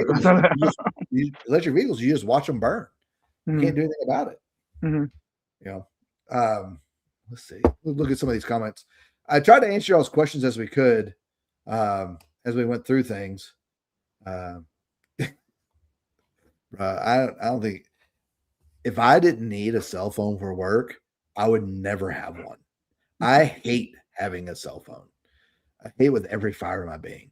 And I'm sort of addicted to it because I have FOMO, like keeping it up on X. Oh, I'm addicted. But if to I it. didn't have to have one, like I wouldn't have this. I wouldn't care. I would get rid of it in a heartbeat. Let's see. I'm trying to see if there's any other questions that came up as we were going through things. Not unfortunately for me, because I was a firefighter paramedic, and so I did both. So even if I was riding on the engine, I was expected to ride in with the med unit on the way back. So that was, that's the worst of both worlds. Let's see what else. We had, I don't know if y'all do it, your department you were at, but we had the electronic stretchers. Yeah, we got those like the power stretchers. That added a decade to my career for my back, man. Yeah, man, those helped out so much. We got a question. We're asking what you're drinking. So my wife got me when I retired a bottle of this just to try it. Tennessee Blackberry, and it actually makes a really good old fashioned. I like the. I'm not a big fan of like flavored like whiskeys, but the Tennessee like honey. The Tennessee honey, my wife loves that. That's actually good. I'll sip that by itself. Mm-hmm. In the summer specifically, it's really good. You didn't ask, but I'm going to tell you anyway. I also have some Bullet Rye. I'm drinking a Chimay. Right? Oh, nice. Is it from that Anthony's thing? It's an authentic Trappist product. Oh, I got it at Costco. So I usually get some pretty good Belgian beers at Costco. Mm. So Israeli bandages are very. They can be used for a lot of things. Yeah. So you call them whatever you want. Call it like a rhodesian bandage. I don't care, but get one. Right. Use them. They're very multi-use. We'll say.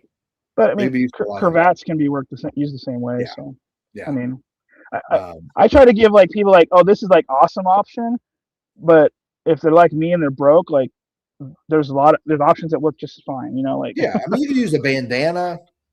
For certain things, it depends on what you're wanting to use it for, but they're very multi-use. I highly recommend them for anything. But Sean's a big money leather maker, so he's got the money to afford man, just buy them. Call them whatever you want, man. Call them Hasidic bandages. I don't care. It doesn't matter what you call them. Just use them. They're great. I usually used them either for a collarbone fracture, is what I used them more for anything, with a SAM splint, maybe. Or I use them to hold a pressure bandage on. Mm. Yeah, those are really both those are like what they're perfect for. Yeah, I mean it's just a linen cloth is pretty much all it is. Yeah, they're fantastic to use. Get them if you can. They're 6 million% effective.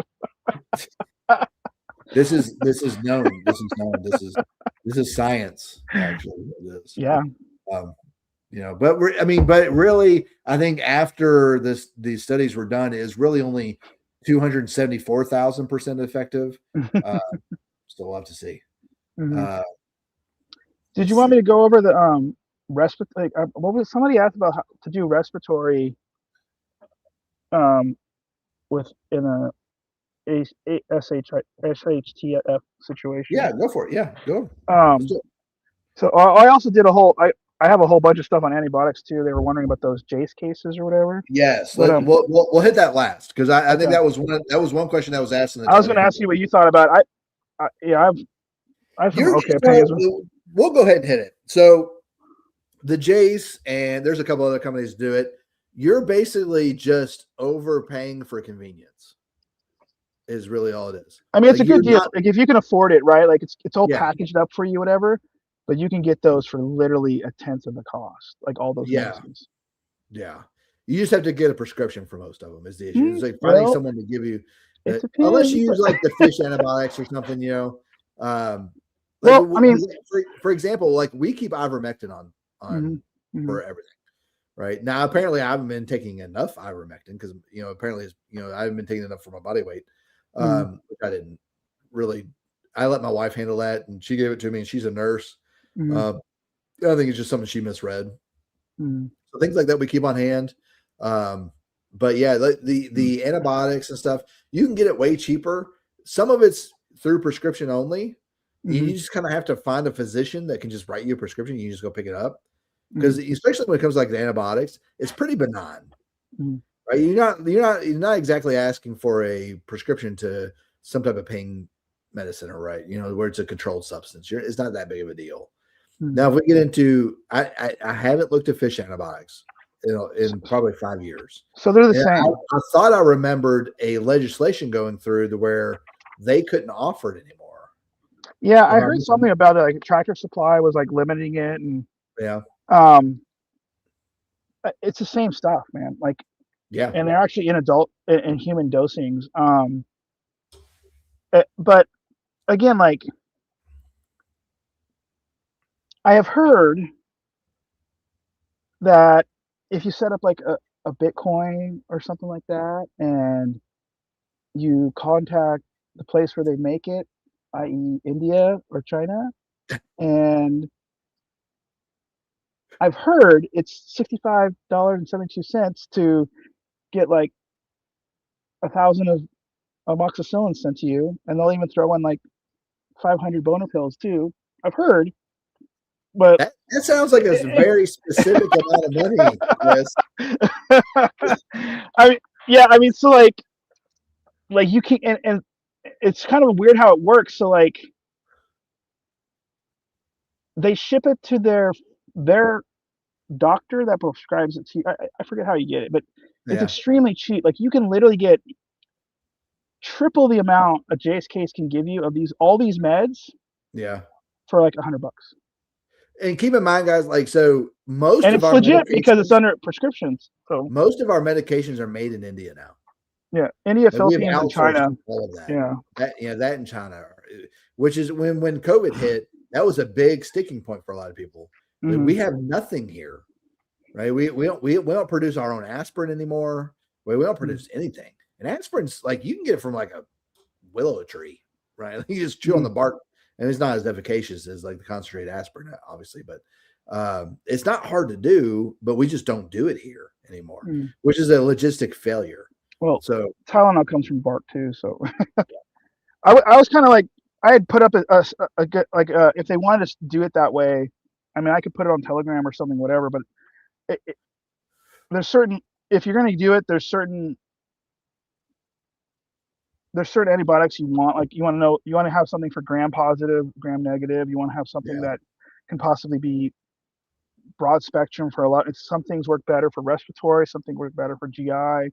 Um, I mean, the big one is like doxycycline is probably the one you want to get, and yeah. it's a derivative of oxytetracycline, which is actually an animal one. You can get in 55-gallon drums and store in your basement in this white cellar, and will last 10 to 15 That's a lot. years. That's a lot. And yeah, it's basically the horse, the animal one. If you are going to go for like animal stuff, like if you're going like Tractor Supply, you're trying to get the like the fish mocks and all that kind of, you can actually get Yeah. on Amazon too. Make sure you do the dosing per the swine dosing, because that'll be the human dosing too. So that's something that people should know. Okay. Um, but yeah, like I can I can type it up if you want, and put it on Yeah. Telegram. But Yeah. I Post on mean, Telegram. We'll save it in the files there's on certain things that are Telegram. a little bit better, like things like Doxy and like azithromycin's good, but Doxy's like probably the best for almost like it's one of the most broad. It can do so many other things. And Yeah. the cool thing is like yeah, it's an antibiotic, but it'll actually kill viruses too because it changes the intracellular pH. And they Okay. found that out. There's this doctor in France when the vid hit, and he had learned he was the number one parasitologist in the world, and he had already like cured all these different parasites in like Africa, right? Uh, And he ended up getting blacklisted and all this stuff because his treatment worked. Like he was, and one of it was azithromycin, ivermectin and hydroxychloroquine, like, Yeah. and it was working. And then also some like that's another thing, like you might want to like one of those things. I looked at one of the antibiotic Jace case, and like if you have the money, that's cool, but Yeah. a lot of us don't have that kind of money to Yeah. get the dosing, and it has a lot in there, but you're probably only going to get a couple infections out before you're done. Whereas like if you went through Paul Pierre's cousins over in India, and Call them out. yeah, you can. I'm telling you, you literally Right. can get like 10,000 pills for $65.72 ship. I don't know why that. I know that, but We're talking about Indians with a dot, not with a feather. yeah, yeah. Okay? So but and there's ways to do that so you don't affect your like account like you'd want to do. I'm not trying to. It's not illegal. It's anyways. It's one of those gray area things, But if you're gonna do that, you also want to know like you don't have like there's some that are like can cover multiple spectrums, and like, there's like about 5 or 6 antibiotics you probably want, because some of the antibiotics also affect parasitic stuff, right? So but again, like there's antibiotics that will affect it too. But again, if you can get ivermectin, everyone should have ivermectin in, because it also works almost like a super vitamin D too with inflammatory stuff. So like that is one that probably should be on the list of what people have at their house. So. I know 2 I specifically went after was iodine pills, and there's like a smallpox. I can't remember the name of it off the top of my head right now. Because smallpox is survivable.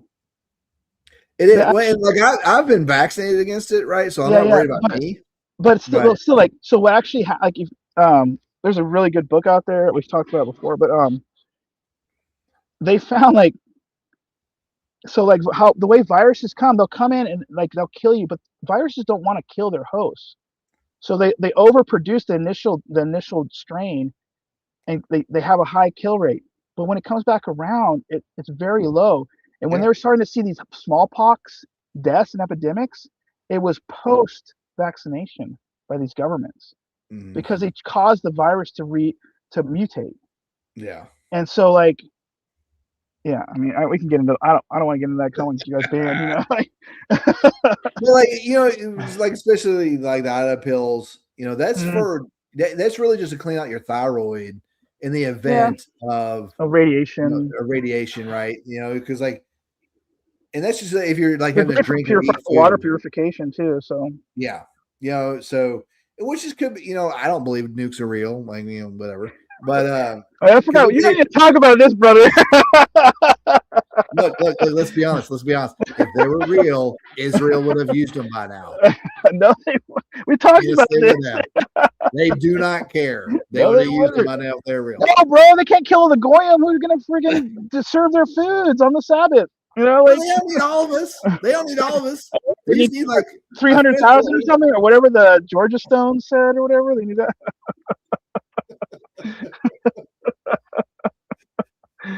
I think like what 3 generations of Las Vegians care to need to talk to you about that, dude. Watching the nuke blasts and stuff. Bro, like it started as a joke. It was a joke, and I thought nukes were real. I love doing that, dude. Now that I've been watching stuff, and I'm like, ooh, like it was a joke, but it might not be real. I don't know. We'll see. That's like probably one of the hardest things about this is like it's hit such an overcorrection. Like everyone just assumes everything is a lie, which I mean, it's hard not to say. Like, but honestly, like guys, like not everything is a lie, but that's kind of like the trick, right? So. But and that was the intended effect. If we can get people to stop trusting institutions, like no, I don't trust journalism whatsoever. Like, did you ever?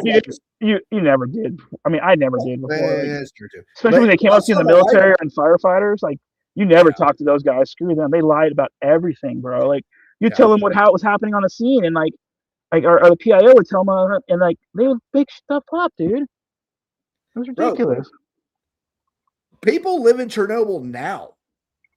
Yeah, like there are people living there. Like, tell me that. There's still 4 reactors in Chernobyl that are still been operating since the blast. Like, so like one thing I've been telling my wife, it's like, she's like, well, what's the update with the Iran war? It's like, I don't know. There's so much AI garbage out there and it's so much censored. Like there's no way for me to get a grasp on what's actually happening. Like this Netanyahu thing might be dead. You know, like who cares? he may be. Maybe. Like, what does that affect? His 10 buddies are already still there too, doing the same stuff. So who cares? Like the Sanhedrin's still there, and they're still calling shots. Hey, the like, Kabbalah hasn't gone away, brother. Like we're still at war. Moloch's still there. Yeah, like she's like, what's going on? Like, there's no way for me to accurately tell, but I can tell you if the draft happens and someone tries to come draft my daughters or my son, they're gonna have to bring bachelors and body bags because you're not taking my kids. Like we will die on our footstep. Like I don't like that's not gonna happen. I'd go. I would go in their place. I mean, if that came. But that's the thing.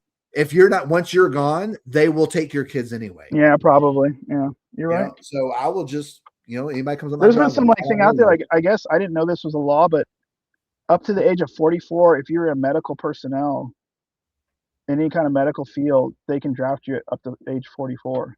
Officers. I've never heard of that before. Officers are recallable forever.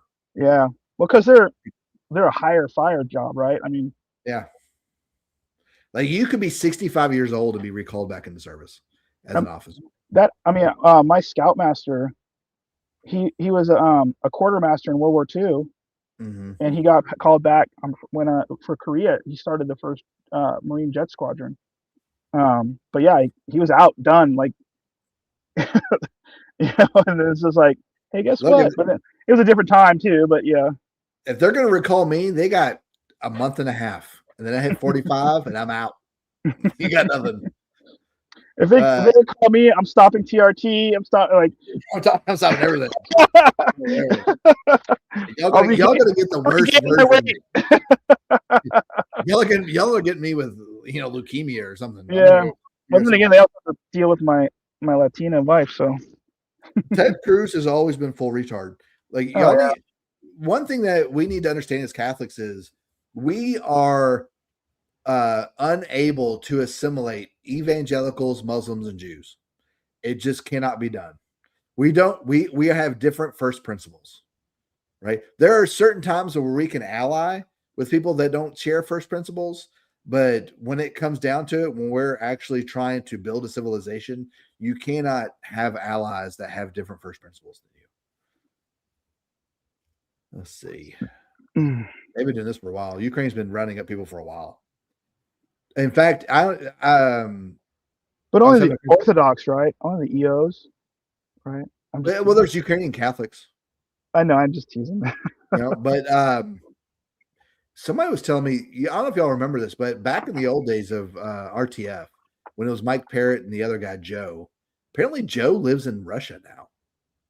I was talking to somebody about this on the phone. I don't want to reveal who it was because I don't know if he was supposed to tell me this or not. Which one? Wait, which one was Joe? Was he the black guy? When RTF first started, when they were doing like catechesis, back before like the the roundtable show they did, it was Mike Parrott and somebody else, and the other guy I think his name was Joe, and Mike Parrott basically stole RTF from him when it all comes down to it, and Mike Parrott can get over it that I said that, but well, he's an officer, so. But now, yeah.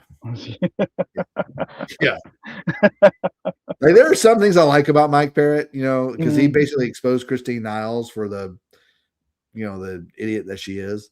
But he's also an officer, so I can't trust him. But he's an IT officer too. Yeah, even worse. Like, you don't do shit, man. Like you're barely a Marine. I'm just teasing, sir. I'm just messing. I don't know you. The 6 dudes, man. The S6 guys, the weirdest dudes. World of Warcraft was like their biggest thing they love. But he lives in Russia now, and apparently he does a Substack about it. Like I want to find it and like read it, but he talked about how like Russia's the greatest country and like it's so great. Yes. And like. Yeah, like brother, you don't have any skin in the game. Like you can't be drafted there like the other people who've moved there, because everybody who's moved to Russia from America has been drafted and sent to Ukraine. Well, they're probably using him as a mouthpiece, propaganda. Maybe Because if you're known, so we got somebody who knows it. Russia up close.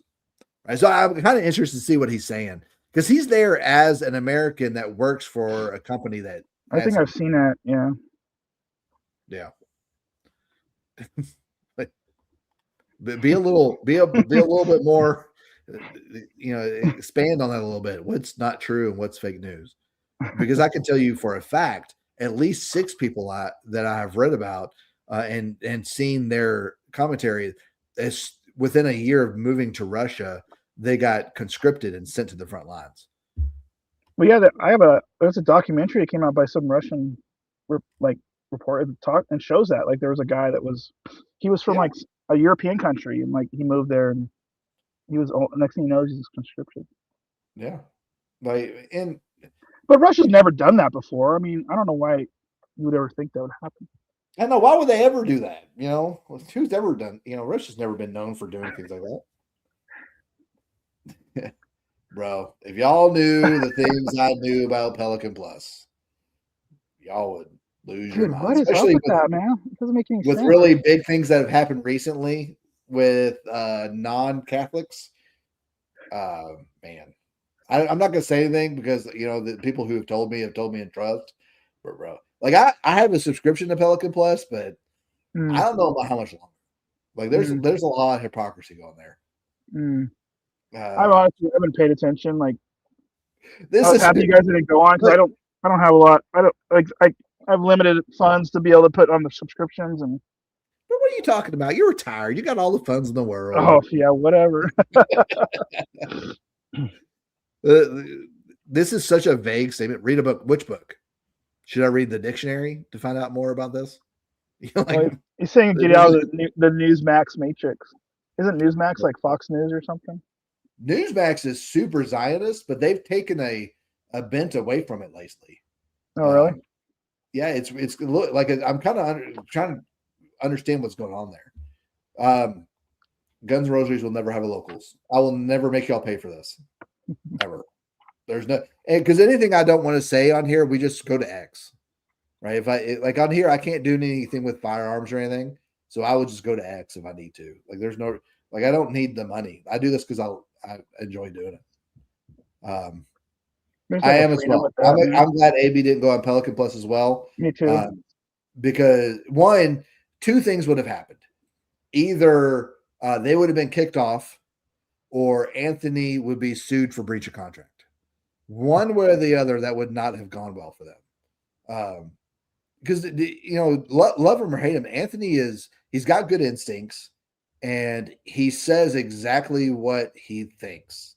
And occasionally he will tone it down to try and keep rapport with people he doesn't necessarily want to get on the bad side of, because lately he's defended Tim Gordon to me specifically, because I have really lost a lot of respect for Tim Gordon lately. After that military thing. And I hate that because I like Tim Gordon. I like his wife.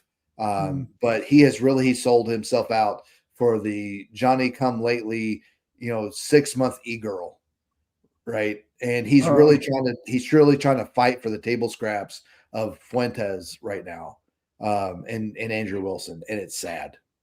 If you just look at his posts lately on X, and if you just look at it in the light of he's just trying to get whatever scraps he can from Fuentes and Wilson, things will make a lot more sense to you.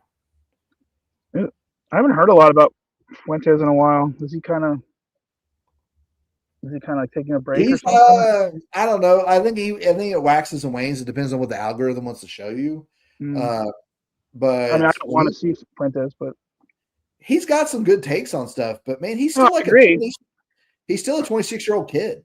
Yeah, he has no life experience. He's nothing. He's very smart. Without a doubt, he is extremely smart. Well, bro, Kant was smart when he never left the city. What experience did he have? He would talk to the people at the docks, right? I mean, don't get me wrong, he is smart, and he has some good takes on stuff. You can, but I mean, be a man, dude. Go get some experience in something. go risk it. I mean, he doesn't. And he has. I'm sorry. I mean, he's probably homosexual, but like, whatever, dude. But There's a lot of rumors out there. Like, I don't know if they're true, but I don't care. I mean, honestly, I don't care. Whatever, dude. Like, yeah, but exactly. when you're, Like, he blatantly goes, I don't want to go out with, I don't want to see a girl. I'm like, yeah, okay, really dude. But now Gordon's documentary, What a Woman Is very well done. So I highly recommend everyone watch it if you can. It's $2. Why would you not watch it? There's no replacing Rob whatsoever. Me and I'm not. and me and Anthony on the same show would be like putting fire and gasoline together. There's no counteracting that whatsoever. So that would never be good. I probably will never go on AB just because of that. It would just not be good. I like Ant because he talks like a lot of us paramedics. Yeah, he does. That's why I like it. Like, I like it because I like it because he does. He's not self. Look, I will defend Anthony to the ends of the earth.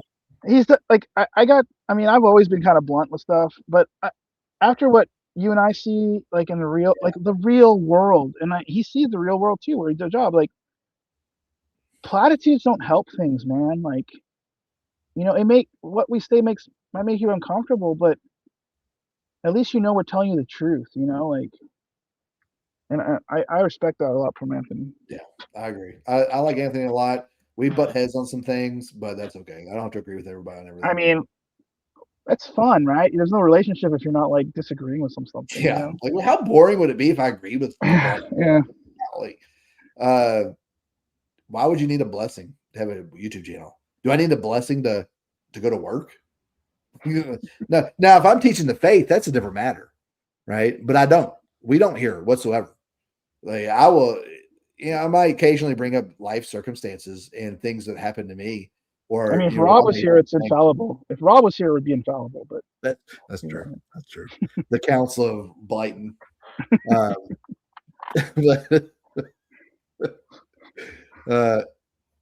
liked Gordon's documentary. I thought it was fantastic. I mean, I understand why people. Documentaries are documentaries. If you have to understand about propaganda, about documentaries, they're just propaganda, right? It's information that's one sided. The thing about What a Woman Is it's correct propaganda. It's nothing but church teaching, right? And that's the hard part for a lot of people to take. Like, my wife read and really loves like Steph Gordon's Ask Your Husband, right? Because it has changed our relationship to the better a lot, because it has caused me to step up more as a man and as the husband, but it has made her as well, and she has understood her role in the marriage and in life, and it has made things a whole lot easier on her. She doesn't have to stress about stupid things that she shouldn't have to deal with. Right? There are some things that I just have to shoulder, especially being as the man and the husband and the father of the house. And occasionally she asks me, like every day she'll ask me, it's like, there any news I need to know about? And like, sometimes I'll be like, well, you need to know about this. Like lately, my thing lately has been, I don't want her going to the grocery store by herself, especially with the amount of increased risk of terrorism and stuff. I just don't want her doing it. Right. But some days, like yesterday, I was like, nothing today. Don't worry about it. Even if there is stuff going on, if she doesn't need to know about it, that's not her cross to bear. That's mine. She just needs to worry about raising our kids, being the heart of the home. And that's it. Occasionally I will keep her abreast of things, but not that much. My wife goes to the store. I fear for the people there. They try to hurt it.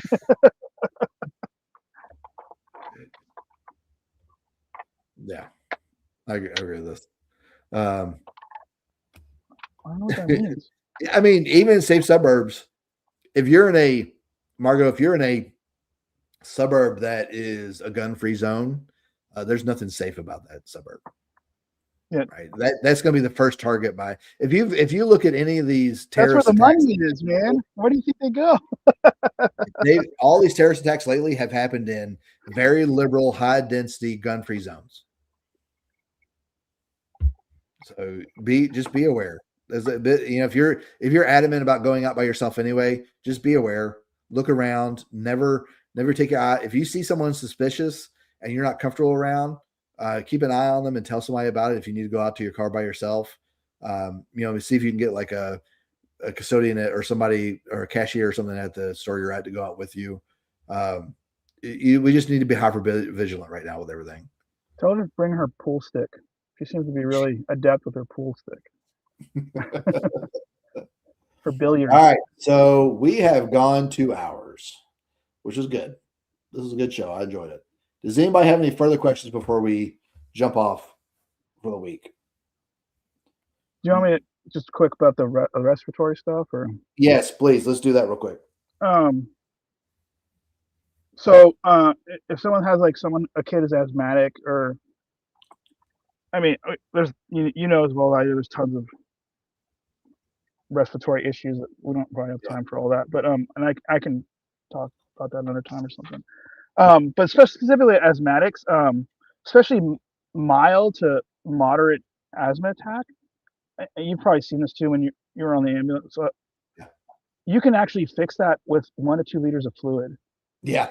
Because like a lot of times it precipitates because they're dehydrated, and like I forget I think it's like if you're breathing 20 to 22 times a minute, within 30 minutes you can blow off a liter of fluid, right? Like, which is a decent amount, right? So so just hydrating them.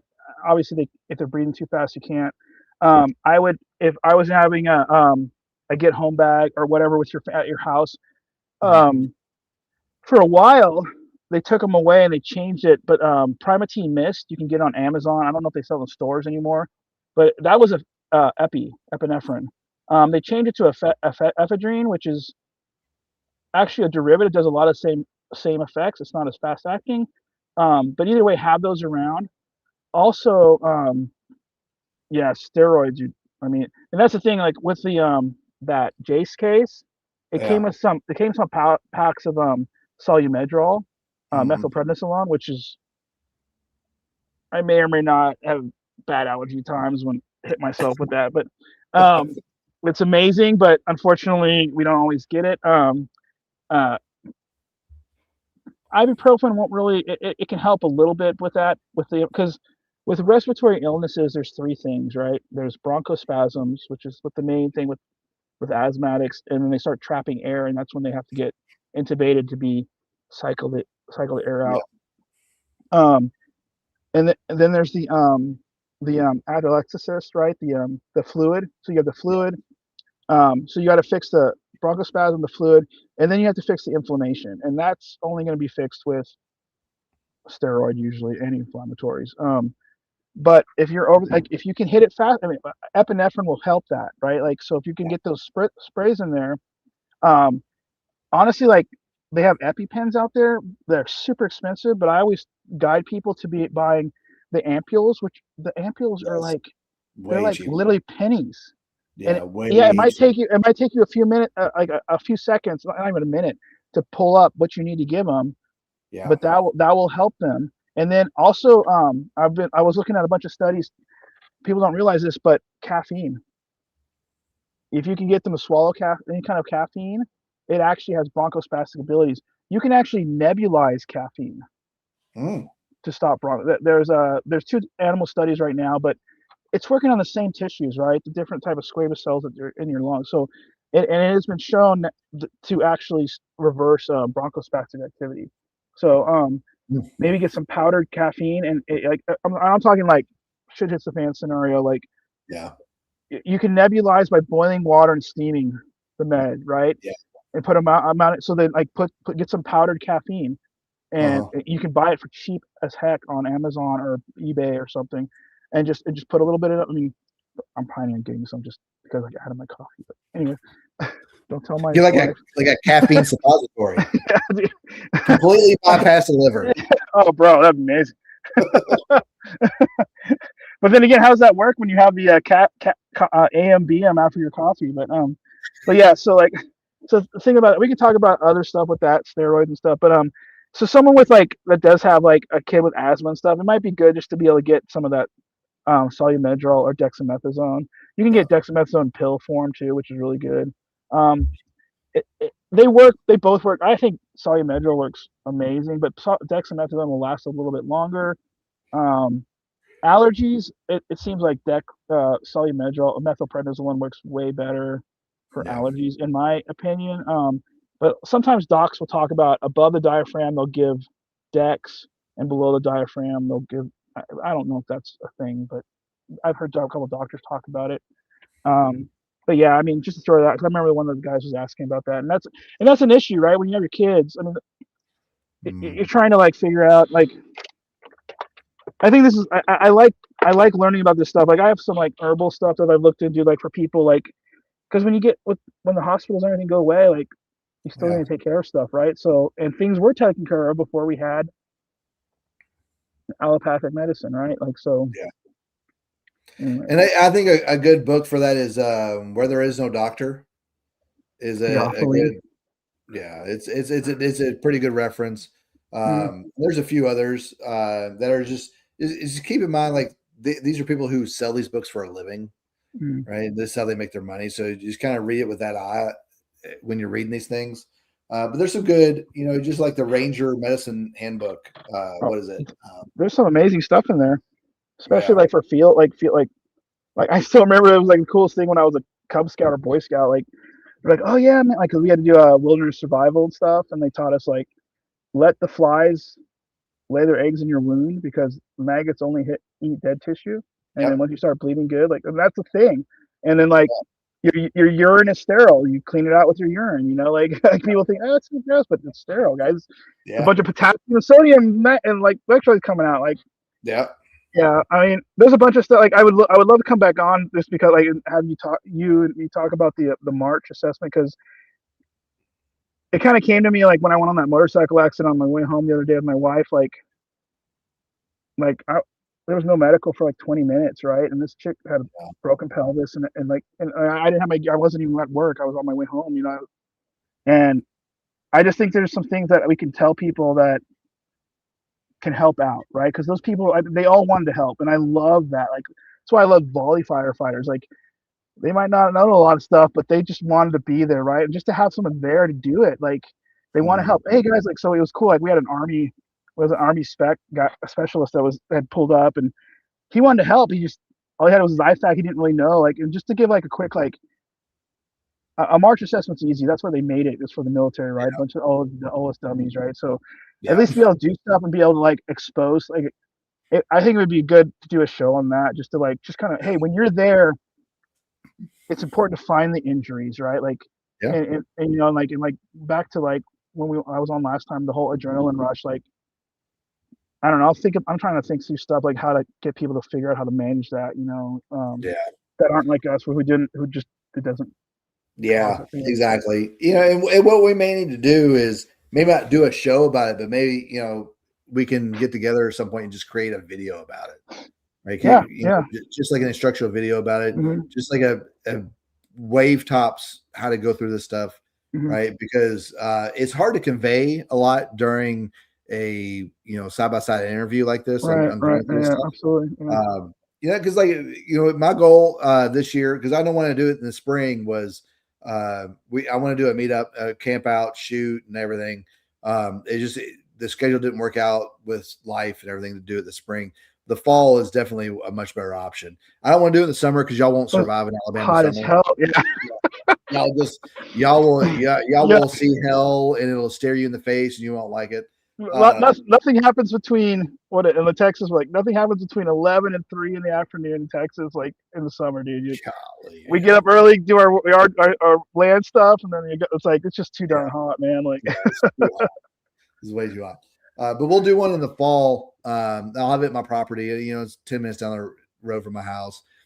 I may, I'll bring all the meat, that's raised on my farm. So y'all heard that about you. Like, it'll be fun. But for those of y'all that aren't aware, join the Telegram. I will just DM me for the link. I'm not going to post it in the chat here. Just DM me for the link. My DMs are open on X. Just DM, and I'll give you the link to get in if you're not already in. Get in with the competition. I think you just posted your entry, didn't you? For the competition for the home bag.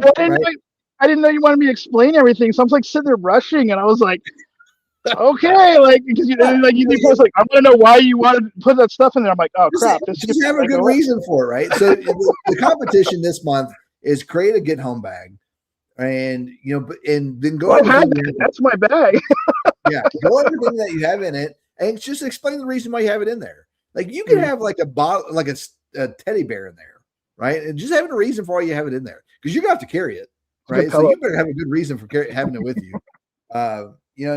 And so everyone who enters into the competition at the end of the month, I'll randomly select a winner of everybody who entered, and you'll get a free Avoiding Babylon merch. Right, I'll buy it for you, mail it to you, and this is to promote some of the skills that we discussed here. Right, the get home bag you need that just in case something happens while you're at work. You need to be able to get home and have some things to be able to help you get home. Right. And especially now that it's starting to warm up, we might do some more shooting drills. The first competition we won that we had was a shooting drill. And the second one we did was a shooting drill, but it got cold and it was hard for people to do that in some areas of the United States. But we'll get back into that. But our next one will probably be a little bit more bushcraft involved. Might do a video of how to start a fire and then have you all go out and do it yourself. And everyone who does it will. Rob decides to come in the last couple of minutes. You mad me are still? Is that how they speak in Minnesota? I guess. You madmen are still going. There it is. We're about done. We're about done. But anyway, get in the Telegram. DM me. You missed all the poop jokes. You did. You missed all the poop jokes. But Chris, I want to thank you for coming on, brother. Thanks for fun. I hope it helps people. Yeah, I've enjoyed talking to you, man. Like, it's cool. Absolutely. I want to. You and I this stuff is like, it's not hard, but no one just helps people, right? Like they don't tell and there's tons of moms and dads that it's like I said last time, man. Like I remember being in EMT class, right? And then they started teaching bandaging and splinting, and people were like, oh, asking and they're looking around going, you guys don't know this stuff? I've known this since 5 years old in Cub Scouts, if that's how. People used to know that. Mamas and dads used to know that stuff, it's just not taught, and that's we're trying to bridge that gap here. It's not hard. I mean, you and I learned it. Just kidding. Yeah, I mean, if my dumbass can learn it, any of y'all can learn it. They used to give me controlled substances to give to people. Y'all don't understand how low the bar is. Yeah, they don't realize how crazy the drugs that we carry. Even nurses don't, right? You go in there and they're like, oh, what? Oh, you can give that? Dude, you don't. You can intubate in a moving vehicle. You can give paralytics. You can give drugs that start hearts. And it's we do all that. No, we just drive. We just drive. Now sometimes it's just a diesel drip is all we can do. But hey, but you know what? Sometimes I told my students bro, you don't realize you affect even people hate the homeless and stuff. But it's just giving them a blanket and a water and getting them out of the heat for 30 minutes to an hour, make them feel like a human. Remember, I always give an example. Remember what happened when we did our humps, right? I don't know, they start calling them rucks when you're in. We always call them humps, whatever. Yeah. And you had to stop every 5-6 miles, right, and take your socks off for the corpsman, right? But dude, I still did at 12 hours at my shift, man. I changed my socks because there's something about changing those socks. It's like you took a shower, man. It was you can't explain it until you've done it. Your whole body feels so revived just by changing your socks. Yep. And imagine this homeless person in a shitty life, and you just give them some air conditioning for 30 minutes to an hour in the back of an ambulance. Yep. That's something, man. I don't know. Sorry, all right, guys, we're gonna call it. We're gonna call it, but we'll be back probably next Monday. Hopefully, Rob's back by then. If not, I'll solo it again. Maybe I'll bring Chris on again. We'll just. Sure. I got stuff to do, man. Oh wait, no, I'm retired. Tell you, man, I'm gonna get you to start that IFAC. I'll make you one, man. Y'all, I got plenty. I don't need you to make me one. I want you to start a business. Guys, y'all take care. We will see y'all next week, and join the Telegram. DM me for the Telegram. Y'all take care. Thanks, Adrian. No problem. Take care.